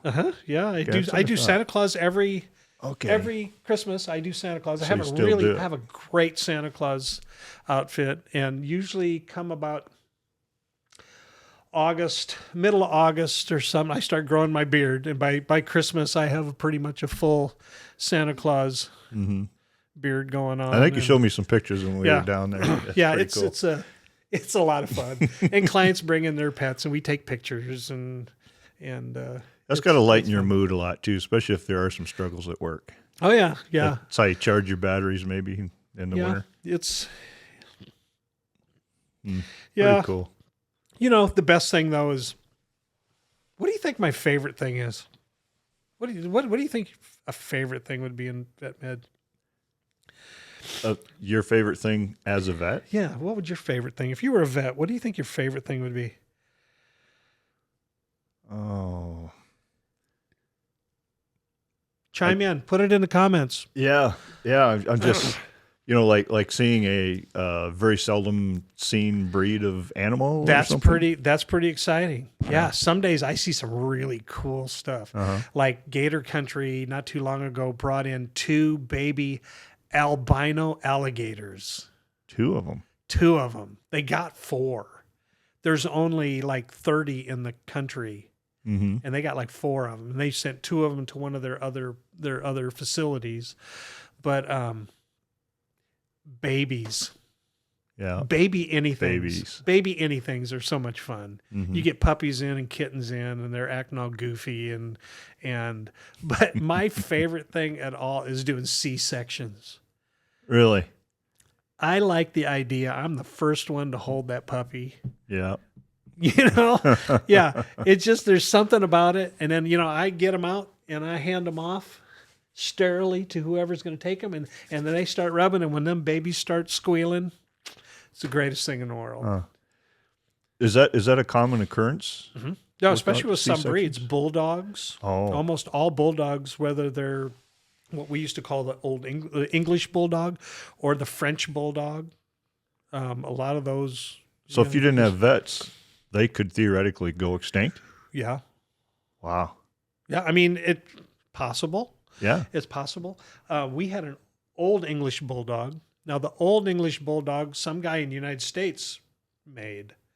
And what he did is he took the boxer and he took the bulldog, the regular bulldog, Marine Corps bulldog, the boxer and some mastiffs. And he started doing a little funky breeding and stuff. And he came back with what, if you look historically at the pictures of the bulldog, the English bulldog, of what it used to look like, hundreds of years ago.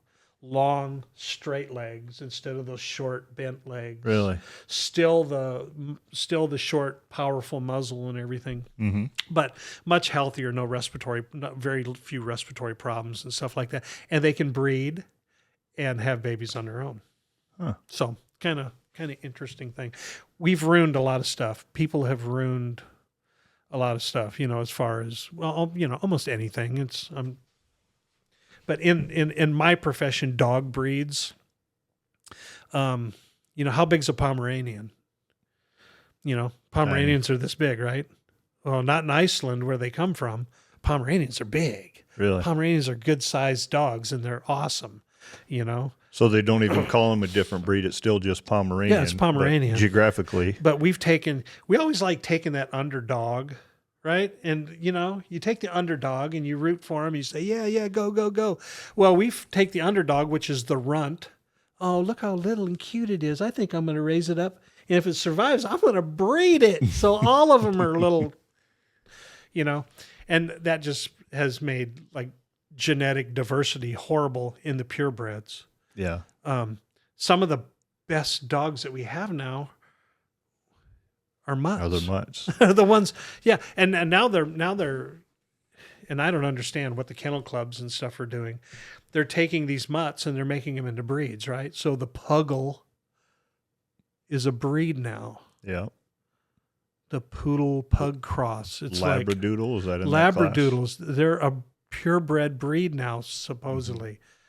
Ever since I was a kid, I always heard that the best dogs were the mutts, but I didn't realize at the time that some of that was based on veterinary medicine and how hard it is to care for some pure breeds. You know, it's funny because people come into me and they go, "Oh, she's a purebred. I have her papers." And I'm like, well, here's $5. Take them papers and you go get a cup of coffee somewhere.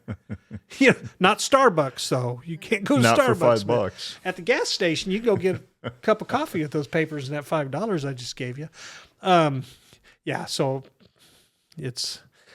I'm not real stoked on purebreds. Yeah. Well, like with our horses, you know, you can't ride the papers. That's what we say. Yeah. It's like it's just silly, but you know, I went to the neurologist the other day, and I had a couple of weeks ago. I got some shots in my back for that problem, and they helped a little bit. But I had to do a follow-up appointment. Well, the last time I had gone to this place, I went to pay, and they brought me in this little cubicle area, and one of the girls in the area, and this is in the hospital, had a little dachshund. A little female dachshund puppy, and it was so stinking cute. And she was like licking me on the face, and we had a great time. So I showed up, and this is like 8 weeks later. Show up at the hospital the other day for an appointment. I go up there, and I look down the hallway where that little room is, and there's a gate blocking the door. So I didn't say anything right away, and the little girl who's taking me to my exam room, I said, "Wait a minute, is there a dog in here?" And she got the old deer in the headlight look, and she was like, "Well, why do you say that?" And I said, "Because last time I was here, there was a dachshund in that little room right there." And she started laughing, and she goes, "Yeah, I think she was here this morning. I don't know if she's still here." So he put me in the exam room, took my blood pressure a little bit, and said, "Okay, doctor, be right with you." Pretty soon there's a knock on the door. And the door opens about that far, and this little dachshund comes in, and you know, and then the little dachshund's mama comes in and says, "I saw you on the schedule today, so I thought I'd bring her." There you go. You know, is that cool? Is that cool or what? You know, You make an impression on people. People remember Dr. Todd Westin. oh God, I tell you. I'm glad the police never remember me though. Hey, speaking of police. That's what one of my other favorite things is I have the honor of taking care of a lot of the police dogs down there. Mm-hmm.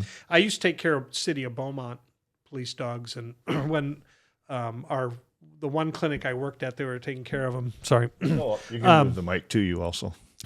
You can adjust position because we get a little squirmy. Sorry. No worries. But I used to take care of the Beaumont police dogs, and they were just a great group of cops and their canines.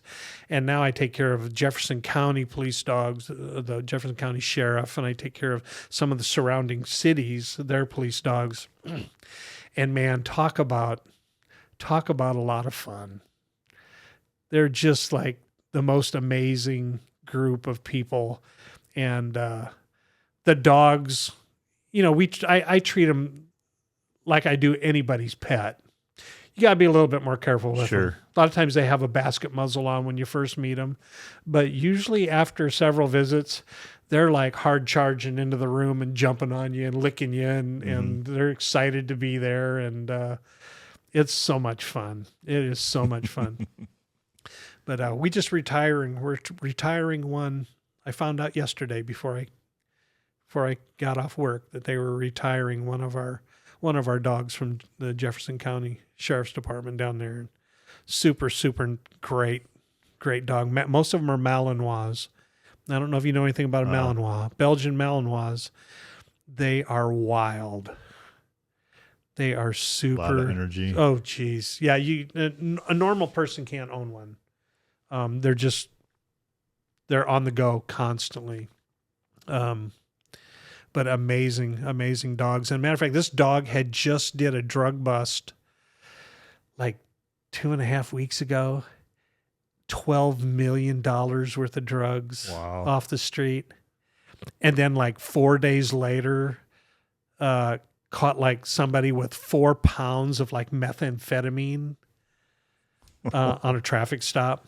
Just, yeah, it's crazy stuff. Wow. Is there an average age for retirement, or is it based on behavior? It's kind of based on all that, and if they're having medical issues. And one of the things that I have found, and very, very sadly found in my time working with them, is most of those dogs end up getting cancer.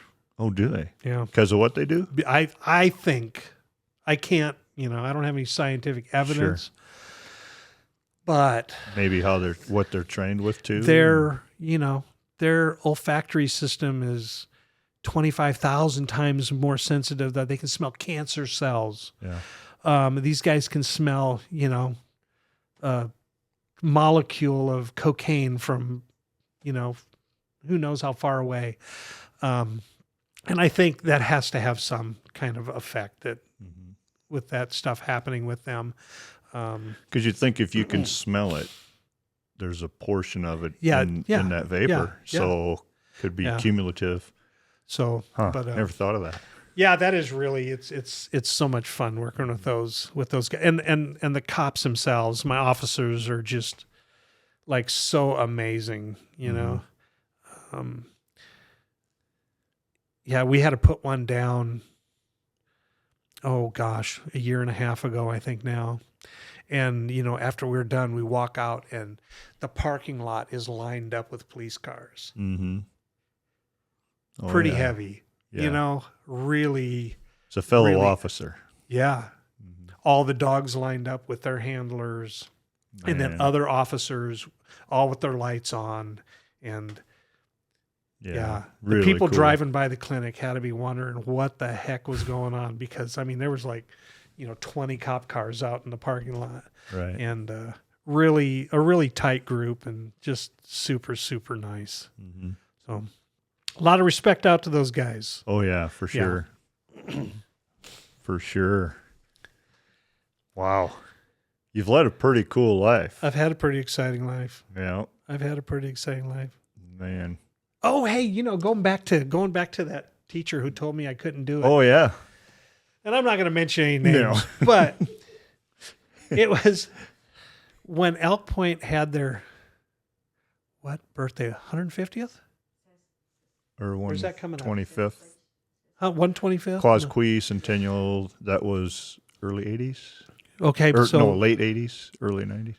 So which one I don't remember. Which one was after 2002? They had a big celebration. They had an all-class reunion, and... Oh, yeah, because I got a hold of you and asked if you were coming up to the all-class. Yeah. So while I was there, and I was a vet at the time, had graduated, and that teacher saw me uptown, and he comes walking by, "Hey, Westin, what the hell are you doing now?" And I said, "Well, I'm a veterinarian." He started crying. He remembered, and he knew he was being an asshole. He remembered. Oh, man. And he said, "I'm so sorry." That is cool. And then we hung out for the next 2 days. Yeah. Just had a great time. Oh, that's great. Yeah. Well, and at the reunion, you couldn't hang out with anybody because it was an all-class reunion. Oh, and you'd my have God, like yeah. 15 seconds worth of talk, Yep. and one of the others having somebody tap on the shoulder. Oh, yeah. And You then couldn't you're- finish a And then you're conversation. talking like older, your brother's classmates and stuff who knew you. Yeah. Like, oh, yeah. And I had all my brother's friends. I was friends with them. Yeah. And yeah, God, that was so much fun. Yeah, if it was one class, you got plenty of time to talk. Yeah. With an all class reunion, but it was a blast. The all-class I was so reunion glad was- you came up. Yeah, that was a good time. That was so much fun. And I can't remember if that. Because they had the street dance and stuff. and Yeah, we were- because it continued down there after Yeah. we left the golf course. yeah.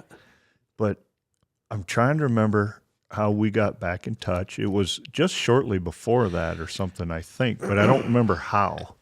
It maybe just through Facebook or something if you're on that. Yeah, it probably was. I think you did get a hold of me on Facebook. Yeah, maybe message you or Yeah. something on that. Yeah. Yeah. And speaking of another classmate, Bill Rodasky, Yeah. rest in peace, Yes, 5 years rest in ago, peace, passed Bill. away. But in the Air Force, he was canine cop. Yep. So that was kind of a cool link there. Yeah. Yeah, I like Bill. Bill was a lot of fun. I think maybe it was the second podcast. This is like the 51st or second. And I didn't know it, but he was best friends with Dwayne Carlson, which was a year behind us. Yep. And then his best friend in the Air Force, we met security police in Alaska. And he's now, he's semi-retired now, but a deputy sheriff, I think, in Lincoln County. So they got linked back up here. And then his neighbor, Bill bought a place in T and would commute 3 weeks on, 3 weeks off to the slope in Alaska. Uh-huh. So for 12 years, he got really close with that neighbor. And that's when Bill and I got reconnected, first through the internet and then back. So his last 12 years of life, we got pretty tight. But that podcast, we did a tribute with his high school buddy, Air Force buddy, neighbor, and me, and we just had a blast in there. Of course, we had a little sad ending and stuff, but got pretty close with Bill's dad there for a little while. Uh-huh. And I remember he called me up one day, and he says, "Yeah, thanks for doing that video, Jim. We watched it today. We learned a few things." He goes, Oh, yeah. "Yep." Oh, Bill, I tell you what. Yeah. It was a lot of fun. I can't tell any of his stories. Because we lived at the same, right down there at the same Yes. area, and Lord have mercy, things we did. He was like a master at practical jokes. Yeah. He was so much better than me at practical jokes, but I've tried to live up to it, Bill. He was devious, evil, practical joker. Oh my God. Oh, Much to the chagrin of some of the neighbors. yeah. Well, we're real good friends with his wife Dora. She's from Guatemala, and so her neighbors and us, we're considered the family. We just went out to eat just earlier this week, and we like to stay in touch with her and stuff. And she's just a little ball of fire too. You get a kick out of her. Oh gosh. Yeah, good people. Yeah. We all meet good people, and this is what I like about it. Yeah. We got electronics and stuff sitting here, but if it wasn't, we'd be doing the same thing. Yeah. Yeah. Right here with the visit. Yeah. Telling stories and the invention of Facebook and social media. It's been a really bad thing, but it's been a good thing. I mean, depending on how you use it, and it's been fun to keep up with some of the other people that affect your life. Mm-hmm. And I've been blessed. I really have been blessed. Somebody's out there watching. Somebody's out there watching. Every time we've needed something, something has happened. If we were short of money, I remember, and this is so weird. I know my mom's watching out for me. Yep.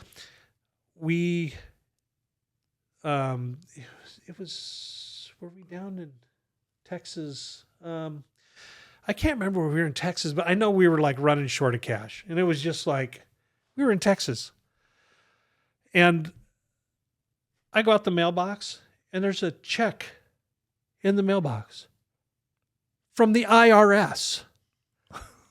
of all agencies. Okay, there's a check in the mailbox for like $7,000 from the IRS because I had overpaid like 4 years previously. Mm-hmm.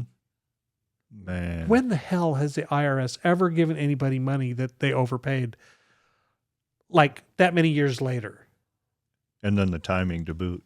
Yes. And I'm just like, well, I'm not going to call them and ask them if they made a mistake, but No. it's like, I mean, you know, there's things going on that we can't explain. Mm-hmm. But I mean, That's cool. yeah. Yeah. I'm not, when we got that check, I'm like, what is this? I don't understand. Mm-hmm. Look at the letter. We overpaid like 3 years previously. Yeah. Yeah. And they finally caught it in the audit system. I don't. And actually paid out. Yeah. It was just, I was dumbfounded by the whole thing. Even thinking about it today, I'm like, when does that ever happen? Mm-hmm. That, Saved your bacon right then, too. yeah. Just it was the just stress relief. exactly what we needed to get over a little hump. Mm-hmm. And crazy stuff. That is cool. Absolutely crazy stuff. Oh. And this doesn't mean we're at the end, but one thing I like to ask people, it's kind of interesting, and of course I get to hear them all, you know, just figure that, you know, kids, grandkids, great-grandkids, the ones that you'll never meet, and I'm looking at Cindy over there too, you know, as the two of you. But just imagine, Todd, that you've got 40 of your progeny that you'll never meet sitting underneath that center camera. What would you like to tell them? Don't give up. Don't stop. Mm-hmm. Pretty simple. Yeah. Pretty simple. Yeah.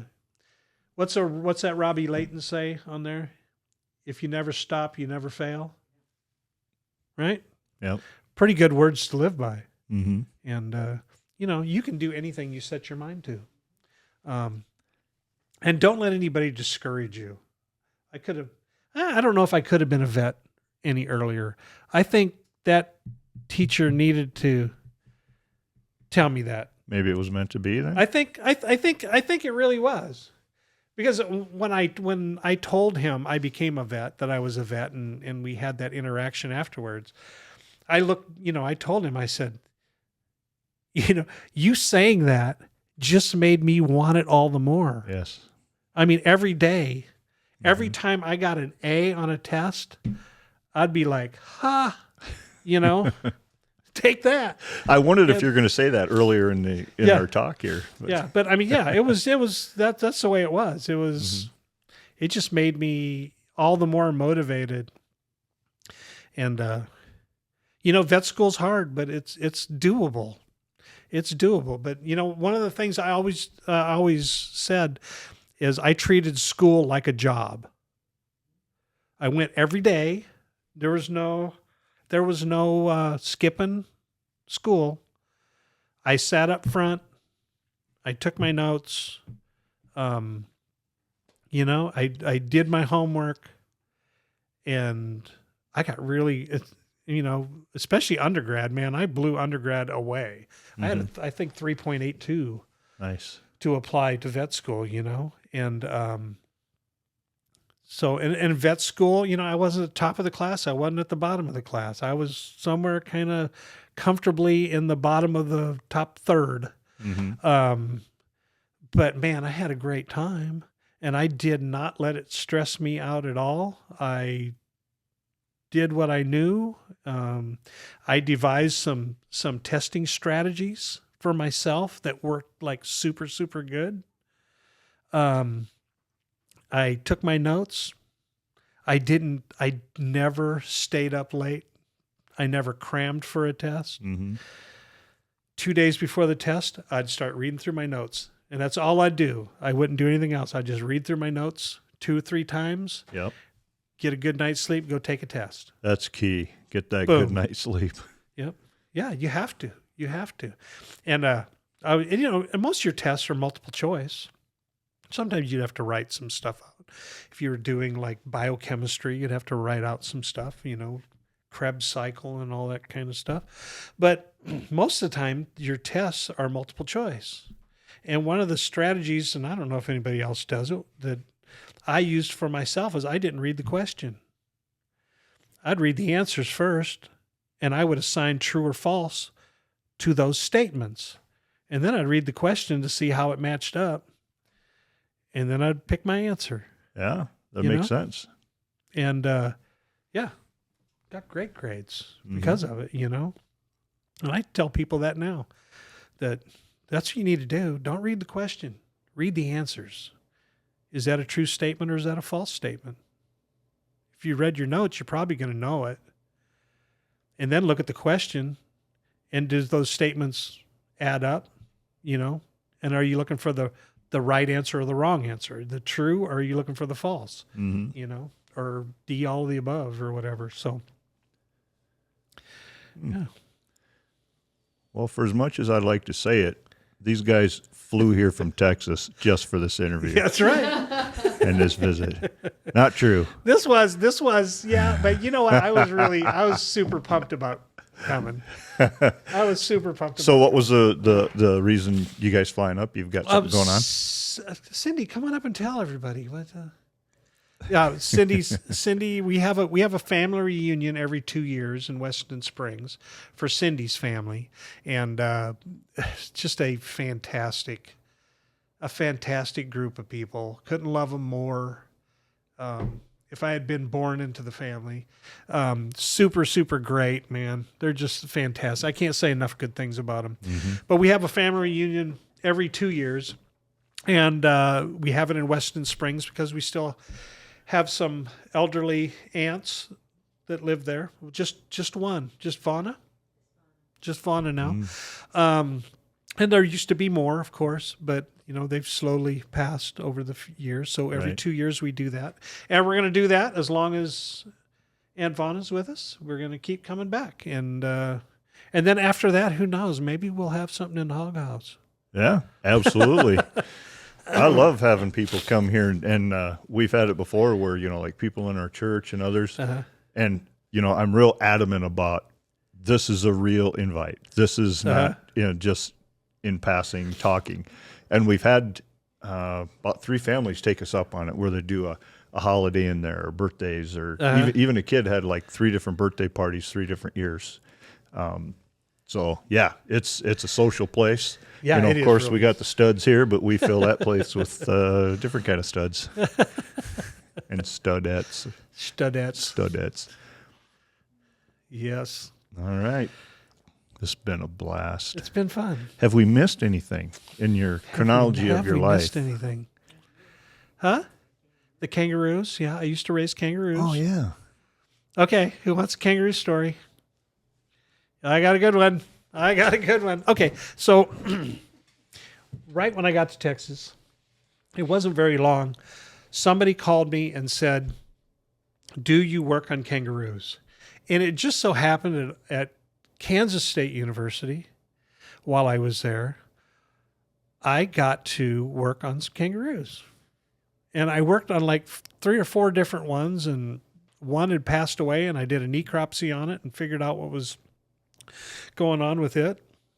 And just a really great experience.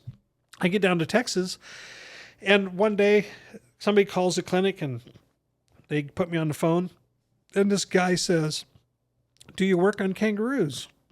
And I said, yeah, I'll see your kangaroo. So his name is Perry Viator. And did I introduce you to him? Did we go out and look at his kangaroos? I remember seeing kangaroos, I think, in pictures. Okay.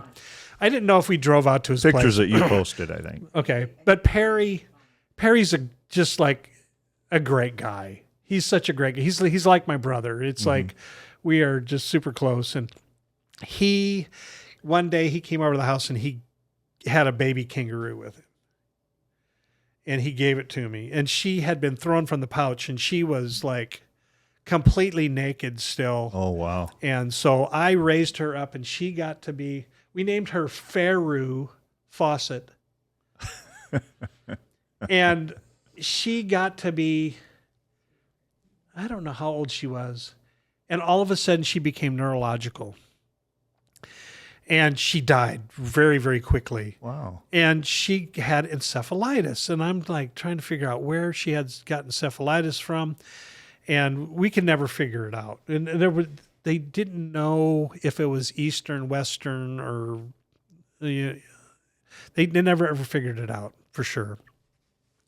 As far as we can tell, it was because she didn't get enough time in mama's pouch, suckling and getting everything she needs from mama. And I was crushed. Mm-hmm. I mean, this little turd was so cute. I mean, she grew her fur and she was so sweet. She carried around a little teddy bear. She'd hop around with this little teddy bear. And it was just, it was the cutest thing you ever saw. So here he comes because I'm hurting.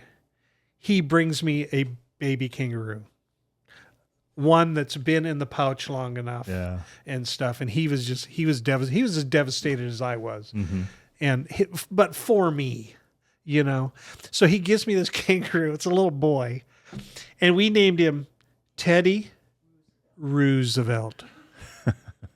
And Teddy was so much fun. He would just, until he got big. Uh-huh. And then not nice anymore? And then, yeah. Well, we got some girls then too, you know. Oh. And then Teddy decided that big fat kangaroo with the white hair that comes out to look at the girls, not his friend anymore. Yep. So I'm out there one day, and in his pasture, I built a big barn, an open face, kind of like a loafing shed for cattle, but it's a loafing shed for kangaroos. And it's attached to a front yard pasture with 6 foot tall chain link fence that's about 70 by 70. And then the back of the loafing shed is a pasture that's about 100 by 250 feet. So I'm up front. I go walking in there, and the girls are hopping around. And at this time, Teddy, he's making babies for me. And the girls that I bottle raised were sweet. They'd come up to me, and I'd give them a bottle of milk. I'd use that vanilla soy milk, and I'd let them suckle on the bottle even when they were adults. And I could like open up their pouch, and I could look to see if they had babies in their pouches and stuff. Teddy took offense, and he attacked me. And my big old fat butt got away from him. Like viciously? Oh, yeah. No, he was, yeah. So he went after me, and I got away from him. Cindy's at work.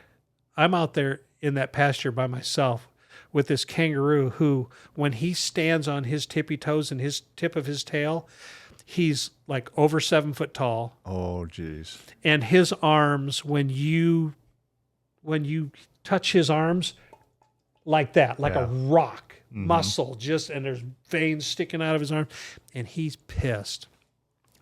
And in that barn, at the entrance to the barn, I have a whole bunch of hay bales in a pile. And that hay bale pile is probably about 20 feet long, 4 foot tall, and 4 foot wide. So my fat ass is running around those hay bales, and he's chasing after me for like 20 minutes. And so I'm ducking down as far as I can get and trying so he can't see me. And then I'll poke my head up every once in a while, look over the hay bales. And that's great because I'm like gaining on him going around. And then all of a sudden I look over the hay bales and he's looking at me. So then he starts doing that to me. So he'd go a little bit and then he'd peek up and he'd look to see where I was. So finally, here's the hay bales. So he goes around the hay bales here and I'm behind him. And just as he goes around this one, I'm right behind him and I right on his tail. And the gate is 70 feet this way. Oh, man. So I go charging across that pasture as fast as my chubby little legs will carry me. And I hear behind me, and life slowed down. I mean, to a complete crawl. Mm-hmm. And all I could see in the newspaper the next day, headlines, veterinarian killed by kangaroo, right? Because he was intent on rape or murder. And I didn't want to find out which one. Wow. And I made it out. I made it out the gate and slammed the gate shut just as he hit that damn gate. Oh, man. Clunk. And yeah. Oh yeah. It was really bad. So after that, I put in a safe zone. I put another gate in on the opposite side, and I built a safe area that I could get in and I could feed the girls. I could take care of the simple stuff. And if I needed to, I could get him out the back. I could lock him out and deal with the girls and stuff. Me and Cindy are out there one day and we're feeding the girls. And Teddy had been a perfect gentleman. He's being so nice. I get out there that day and we're feeding the girls bottles, checking pouches for babies. And all of a sudden I look over at him and his head is down and he's drooling. Well, he's going into rut, right? Yep. And I know we're about to get attacked. I just feel it that we're about to get attacked. So out of the corner of my eye, he attacks. And I just on instinct, I yelled, "Run!" And I pushed him as he hopped at me, trying to grab me. So there was no fence between you at this time? No, we're out in the middle of this middle of it. 70 by 70 area. I yelled, "Run!" I pushed him as he was hopping towards me. Well, he's off the ground, so he fell over real easily. He jumps up, and one of the girls jumped between me and him. Really? And he goes and grabs at her. I run out the gate. Cindy's already outside the gate. I get outside the gate and I look at her and she goes, "Can you go back in and get my shoes?" And I look in there and her tennis shoes are still in the exact same spot where I said run. She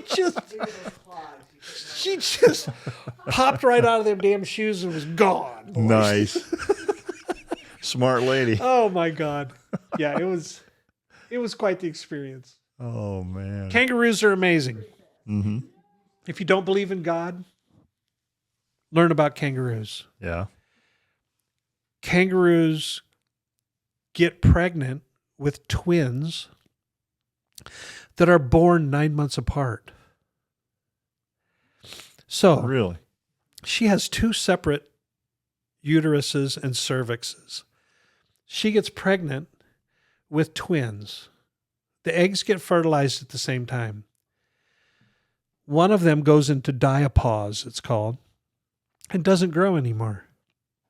The other one grows for 19 days. Then it crawls, she gives birth to it. It crawls up into the pouch and it attaches to a nipple, and it stays attached to that nipple for probably about 4 months. Mm-hmm. During the time it's attached to that one nipple, it never lets go.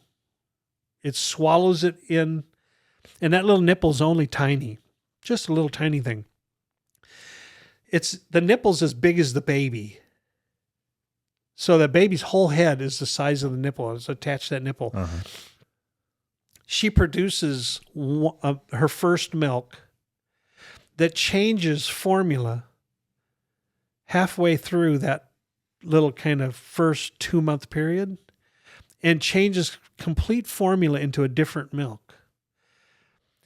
In the meantime, she's got another nipple in that pouch that's probably like 4 inches long. The baby lets go of that nipple when it's time, the little nipple, and she grabs onto that longer nipple and swallows it down and attaches to that and stays attached to it. Huh. That nipple's making a completely different milk than the other nipple made, which changes into a fourth formula at the proper time when that baby lets go of that nipple and starts to be more on its own, where it can like start coming out of the pouch Mm-hmm. and stuff like that. Meantime, when you hit a certain point, the other baby starts growing again. She gives birth to it. It crawls back into the pouch, attaches to that first nipple, which is making the very first milk again. Mm-hmm. That's amazing. Yeah. Is that crazy or what? Wow. Yeah. It's fascinating. I It's do absolutely remember in the fascinating. past, whether it was things that were posted or what, of you having a special bond with kangaroos. Yeah. Oh, they're wonderful. I would love to get one again. I think I'm too old now, but too decrepit. How old were you when you were getting attacked by the big guy? 40. 40? Yeah, 40, 41. A little bit ago. 20 years ago Mm-hmm. is when kind of all that happened. Maybe just a little bit longer. Or maybe not quite that long. Maybe not quite 20. 18 to 20 years ago. Mm-hmm. But kangaroos are amazing. They're absolutely just fascinating. And then I learned if you get a boy, you get a mama-raised boy, because then they're scared of you. And it doesn't matter what you do. They won't mess with you. They're like, I'm scared of him because I don't know him. We raised Teddy. We were just his family. He had no fear whatsoever of us. Right. So little girls stay really sweet, though. Mm-hmm. Little girls, you can bottle raise them, and they'll fight with you and stuff and play, but they don't get violent and stuff like that. What's the life expectancy of a kangaroo? 15, 17 years, something like that. What's that? Yeah, unless an airplane goes over. That's how we lost our kangaroos. We were out one Sunday. We had 7 females in the big wild-caught male. And Teddy had died 2 years earlier. He had broken a leg. Oh, wow. And there's nothing we could do for him, so we had to put him down. But the girls are all laying picture this year out there, and it's beautiful. It's sunny Sunday afternoon. And a crop duster comes roaring right over the top of the treetop level, right over the top of the pen. Mm-hmm. And they panicked, and they all hit the fences. I mean, and they hit the fences hard. Yeah. And I lost 4 of them within like the next 48 hours. Mm-hmm. And when I did necropsies on them, all of them had ruptured spleens. Mm. And babies. They all had babies in their pouches. Shoot. And then I had 3 girls left, and I don't know who was watching over me at this time, but a fox started coming onto the property to get the chickens. Well, some chickens would not roost in the chicken coop. They'd roost in the kangaroo barn. So at night, the fox would get in there, grab a chicken. The chicken would do all this stuff, and the kangaroos would panic trying to get out of the barn, and they'd hit the doorway and stuff. And I lost the other 3 girls, ruptured spleens. Oh, wow. To that. Man. Over like the next couple weeks. That's hitting hard. Dude, I cried for 6 months. I believe it. All of them had babies in their pouches. Mm-hmm. And at that time, and it's not a financial thing, but we were selling babies for about $3,500 a piece for little girls. Mm-hmm. And little boys were selling for about $1,000.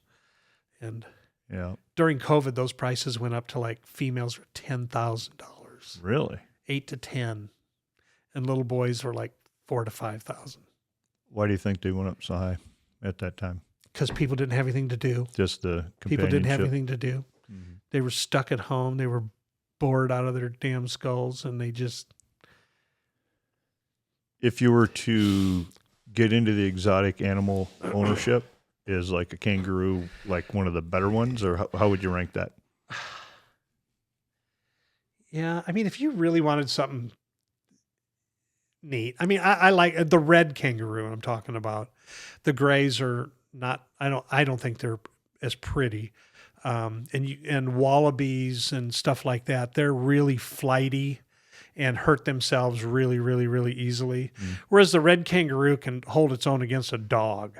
Yeah, they're like, do they scare? Yeah, they scare, but they scare from here to there, and then they stop and look to see what's going on. Yeah. Not like horse panic, where a horse will just like run blind. Mm-hmm. Usually kangaroos don't do that. until an airplane flies right over their head. Yeah. You know, it has to be something extraordinary. Right. But if they have a big enough area, like I said, that fenced area where they were is 100 feet wide and about 250 feet long. So it's good size, but they were really close to the fence and they just got up and went. Full speed. The airplane was going this way and they went this way right into the fence. Mm-hmm. And yeah, it was ugly. Yeah, that's a bummer. Kangaroos are really great. We love the tortoises, even though tortoises make us pull our hair out sometimes when they escape. Took 3 hours to get the one back in the pen that one day. And finally, you can't pick them up anymore. Yeah, I'm too fat and old for that. They don't fit in the wheelbarrow because they're the wheelbarrow is just like that, you know. Well, it'd be so top heavy too. To balance. So when we have one with 2 wheels on it, you know, so it's bigger. Better. But I mean, the tortoises are super cool. But to get that one in that one day, we had to chop up a watermelon and do like Hansel and Gretel, little cracker crumbs, all the way back to the tortoise pen. And yeah, it did that. All day long, probably. Yeah. But as soon as we got real close, it went, we'll walk about again. Then I have to get its attention and do it again. But they're fun. They're very, very fun. Tank and Dozer. Yep. So that's a lot of fun stuff we've talked about. I was gonna say I used a wading pool the last time Tank got out. Oh, they put him in a kiddie swimming pool. Put it in there, and the neighbor came over and they grabbed it and they drug it across the yard to get the tortoise back in. We hooked him up to the 6 foot. Oh, you hooked him up to the 6 foot Ranger? Yeah, with the Ranger. Drug him around. Got to do what you got to do, I guess. Exactly. See that, Mary? They used a Ranger. Why am I saying that? You want a Ranger? Because she just looked at a Ranger yesterday and drove it. Now she's getting a little bit of cold feet. Yeah, but you can even catch tortoises with it You know and what? save them. That's my workhorse. We've had a Ranger since we moved down there. I went down to Port Arthur, Texas when we first moved down there. It was really early on, and they had a 6x6 6-wheel drive Polaris Ranger sitting down there. It was a 2005. And I can't remember what the price was. It was like $1,200 or something. It wasn't very much. So I ran down to the bank. I got a loan. Next thing I know, I'm pulling that sucker home. And we loved it. And it was gas carbureted thing. And it did really, really good. We drove the wheels off that thing. It was so much fun. And then in 2006, I decided to get another one. And I bought a brand new one, the 700cc electronically fuel injected one. Mm-hmm.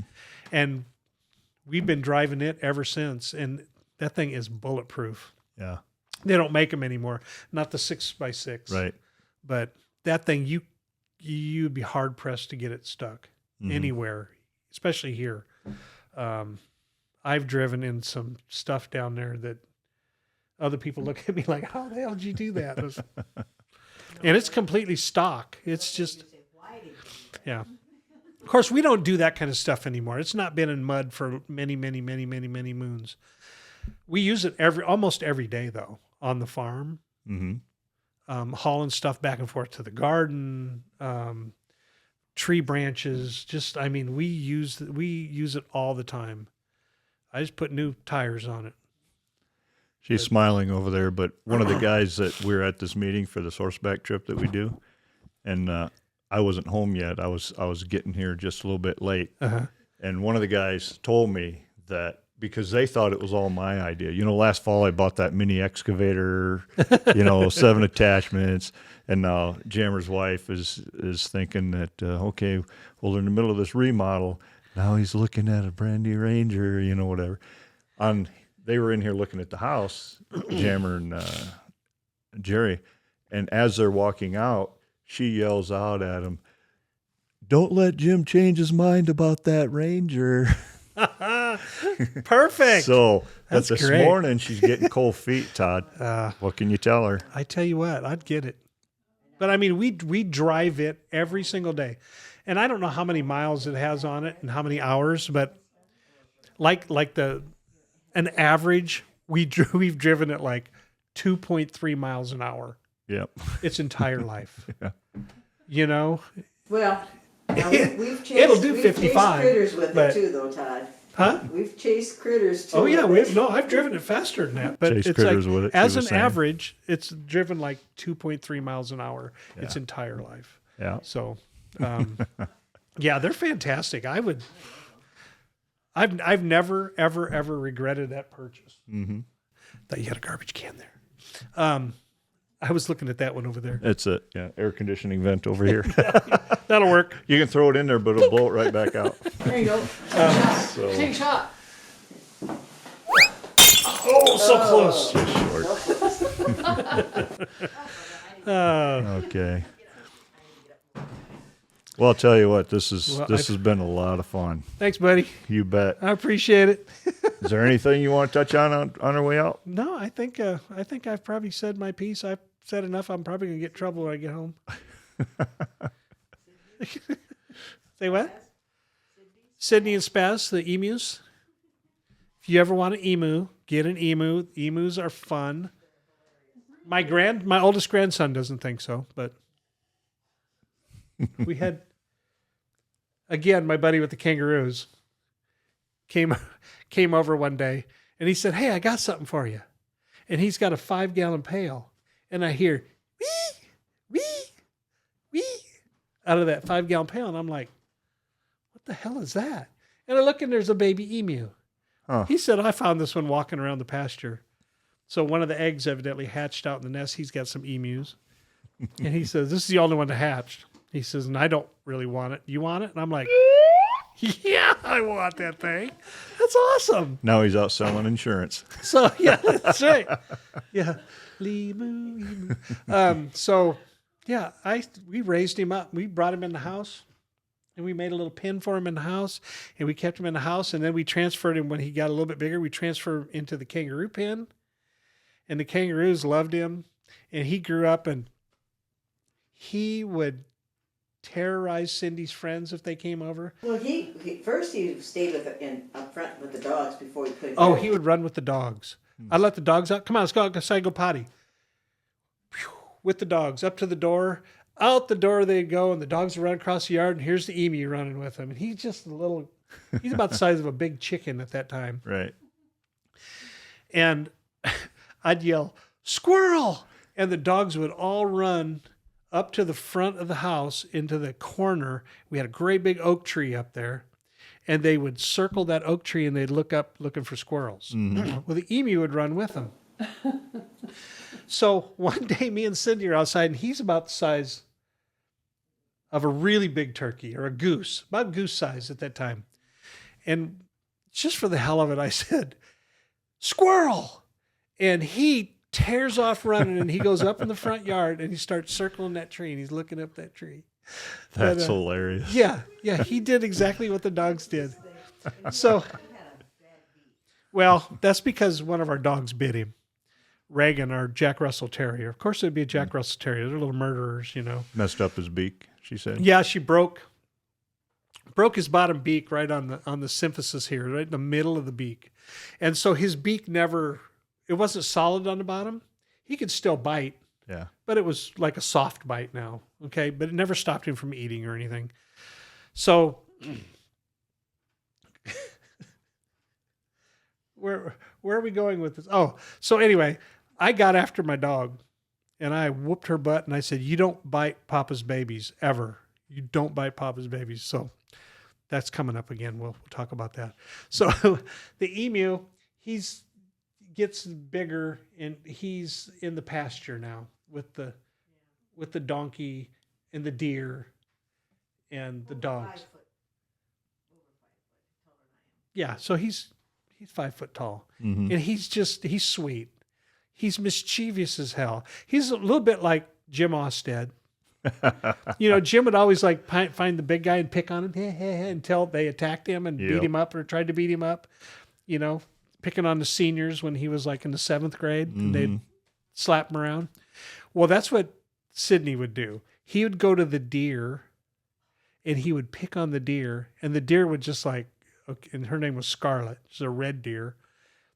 She would take so much of it, and then she would attack him and try to whoop up on his butt. And he would like run away as fast as he could, looking behind him, and he'd be making all these weird noises. So he would pick on people, and he would pick on you. If you come up, he'd bite your ear. He'd bite at your ear, bite at your hat. Or if I was out working on the tractor one day, me and my buddy Josh, and I had a whole bunch of tools there and a socket set. And the next thing I know, my wrench is gone. And then all of a sudden, I hear something with the socket set, and the socket set is being slung all over, sockets all over the pasture. And he would go on and on and on with stuff like this. The grandbabies come to visit. Cindy takes them all out to go pick eggs. Well, you got to walk through the pasture, and Sydney's in the pasture. And Sydney sees all them little babies, the kids, and he is curious beyond all belief. And he's going to go check out the kids. So Cindy's out there saying, okay, he's coming. He's going to mess with your hair. He's going to peck at your ear and stuff. He can't hurt you. Do not run. Whatever you do, do not run. Sydney would bite something, and then he'd go like he was swallowing it. Yeah. Even if he didn't get anything. And he was just so funny. Well, he goes to my oldest grandson, Sean, and bites at his ear, and then goes, and Sean went, what? Took off running. And Sydney was hot on his trail, right behind him. Sean tripped over a donkey turd or something and lands face first in the pasture. And Sydney proceeds to go clunk, clunk, clunk right over the top of him, make a great big circle, and go clunk, clunk, clunk right over the top of him again the other way. We were dying laughing. Man. Because you pick him up and he's going, and I said, well, I told you not to run.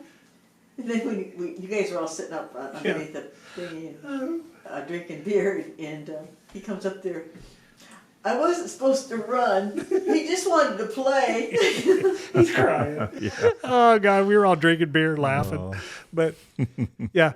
So Reagan, my Jack Russell, they're stone cold killers.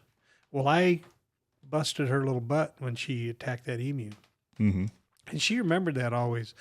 Well, when you raise baby kangaroos, I was raising lots of babies, and I'd bottle feed all of them. I'd pull them when they were about 6 months old, get them on a bottle, and then they would live in the house.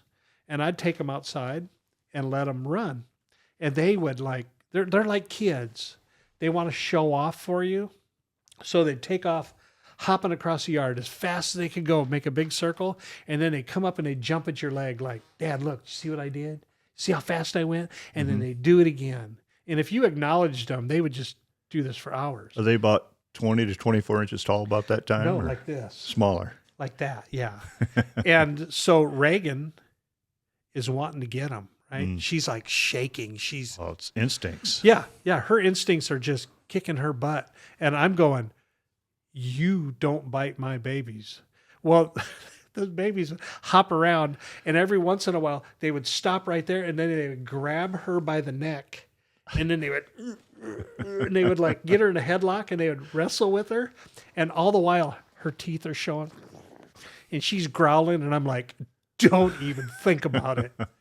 Don't you even think? And she never would. Torture for that dog. Oh yeah, it was. But the funny thing, in the morning, I'd let her in the house, and the babies would be hanging on the wall. We had hooks on the wall, and they'd be hanging in their pouches. Oh. And she would come in, and she'd stick her head in those pouches, and she'd wake those babies up, and she'd clean their faces and everything. First thing in the morning, every morning, she would go wake the babies up. That is cool. And, yeah. So, man, we were talking about a story about when Teddy was a baby. Mm-hmm. I would go to work, and I'd bring him to work because I'd have to feed him. I'd bottle feed him. So I would hang him on the passenger seat.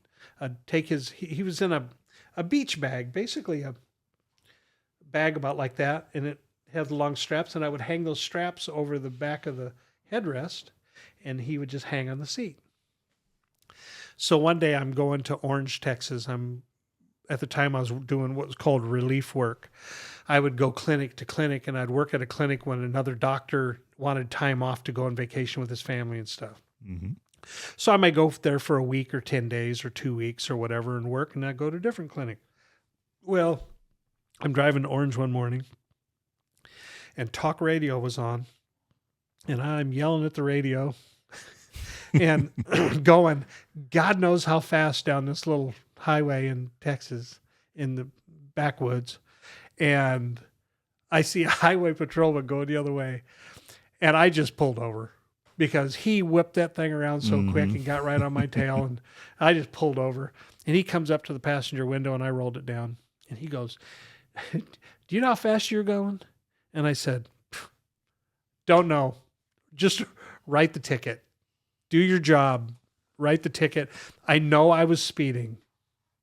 I said, but I got talk radio on, and I'm yelling at the radio, and I'm not paying attention. I'm sorry. But yeah, just write the ticket. And just then Teddy pokes his head out of that bag, like 8 inches away from that cop's face. Yeah. And that guy melted. He just like, oh my God, is that a baby kangaroo? And I'm like, yeah, that's Teddy. Teddy Roosevelt. Yeah. And he's like, oh my God, I've never seen a baby kangaroo before. And we sat there and talked for like 10, 15 minutes. Mm-hmm. And he says, okay, have a good day. And I roll up the window, and I'm getting ready to put that thing in gear. And I'm looking out the rearview mirror, and I see him like go. He's like on his way to his car, and he gets right in front of his car, and he's like, and he comes back to the window, and he knocks on the window, and I rolled it down. He goes, I have to do something. He says, I got you on. I can't just let you go. So just sit here for a second. He says, I'm going to write you a warning. And I'm like, yeah, go ahead. Because he's on his own camera, just hanging out with you. Yeah, I'll wait. So he writes me a warning ticket, and I'm like, do you have kids? And he goes, yeah, I got 2 daughters. And I'm like, write down my information. Call me. If you guys not doing anything on a Saturday or Sunday, give me a call. Come out to the house. See the animals. Your kids will love it. Man. We loved it being there 3 years ago. I mean, yeah. I'll try not to let them get run over by an emu. Yeah. It is so apparent your love of animals is just to me. Now, there's now I'm not forgetting I'm forgetting his name. Dr. Soul? Oh, Pole? The Incredible Dr. Pole? Yeah, the Incredible. We need Pole. the Incredible Dr. Westin. I was actually offered a couple different times to do different shows. Not anything syndicated, but there was like a couple little local affiliates that wanted me to do something. And I just got thinking about it. It's like, man, you're with them all the time. And I'm not there. Yeah. I'm not with that. I used to have a talk radio show down there. When I got there, the guy I worked for, his name was Tom Nelson. They did a show, a 6:00 drive time talk show on one of the local radio affiliates down there. Mm-hmm. And it was just like talk to the doc or whatever it was. I can't remember even the name of it, but you sit there for a half hour answering questions. People call in, and man, that was fun. Uh-huh. And that was like I was right out of vet school at the time. So I knew all kinds of worthless stuff, like from the books. And then I'm listening to Tom, the guy who's been doing it for years. And he's just like, yeah, okay. Yeah. And being real natural. And I'm like quoting stuff out of textbooks and stuff. And eventually got really good at it, just being kind of having fun with it and stuff, right. and just had a great time. And then you remember Tony Snow? Mm-mm. He was George Bush's press secretary. Oh. Mm-hmm. His talk show knocked me off the air. Oh, really? I never forgave him. I was sad when he passed away, but I never forgave him. But yeah, that was a lot of fun having the radio show.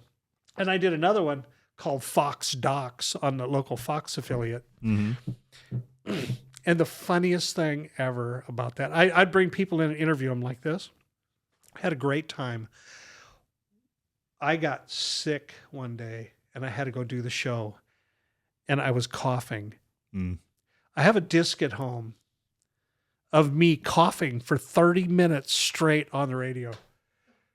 Like unable to answer a friggin' question because I was coughing so much. It was, and my producer, my producer inside the little glass room was in there. He had tears running down his face. Watching you suffer. He was in there just rolling on the floor. He would disappear. He'd fall off his chair. And I'd see the chair moving around and see a hand floundering around up on top of the desk for a while. And he'd pull himself up in the chair. He'd have tears rolling down his cheeks. He'd be laughing. And I'm not even exaggerating. For 30 minutes, I coughed. Mm-hmm. Every time I tried to say something, I would cough. And it was so humiliating, but absolutely. I got out of there and I was crying by the time I got home. I was laughing so damn hard. And it's a live show, not tape. It's a live show. Live show. It's a Nothing live you show. can do. Yeah. People would call in and just cough at me. This would be like Saturday at noon. The most horrible time to have a talk radio show. You know, there's nobody really listening. All 5 people who are listening to that show called in and humiliated me by coughing. It was fantastic. But somewhere I have a copy of that. So much fun. So much fun. It's been life has been good. Yeah. Life has been good. It's obvious that you've really enjoyed, you've gone through hard times, you climb out of that. IRS sends you a $7,000 check, Yeah, it's saves nuts. the day. Super nuts. Mm-hmm. But yeah, very cool. yeah, I've been blessed. Yep. Truly have been blessed. My wife, the kids, they're all her kids, but I've always treated them like mine. Absolutely. They are mine as they possibly can. And I always tell her, it's like, I just can't imagine me having any children that would be that good. I mean, it's like, right. There's a compliment. Yeah. I mean, really, they're fantastic. And the grandkids and we all have fun together when we get together and it's a good time. Oh yeah. We could tell just by the way you were talking about them with the stories when we were there 3 years ago. It was very obvious. Yeah. There's something else. Those are your kids. We family. love getting together with them and doing stuff. Hopefully we get some football games out in Rapid this year. If I can't go, she's going to go. Mm-hmm. So yeah. All right. Well, I think unless Been you got fun. anything more, Nope, we'll that's probably start closing this down. Including the break we took, which wasn't too awful long, just a few minutes ago. 2.5 hours. Huh. So when you pare that down, do you try to keep it down within a time frame? She's asking me, do I cut it down Yeah, to so- meet a time frame? Absolutely not. Yes, let her fly. Huh? If I let something go or belch or whatever, I might cut that out. But otherwise, the rest just stays. So All of mine have been silent. Don't worry about it. yeah. So Oh gosh. all right. Well, the girls are having a conversation over there. I think Okay. we're going to go join them. And Been fun, thanks buddy. again. This is fun time. Been waiting a long time to do this, and Oh gosh. I thought I was going to drive to Texas and do it, but of course they Hey, flew we can up do here another just one. for We this. can do another one when you come to Texas next time. There you go. I'll have the stuff in the car, We'll do it. and We'll do a pub crawl. yeah, we'll get something filmed like that. We'll go All eat right. pizza and drink beer. All right. Thanks again, man. All right, buddy. And thanks for watching.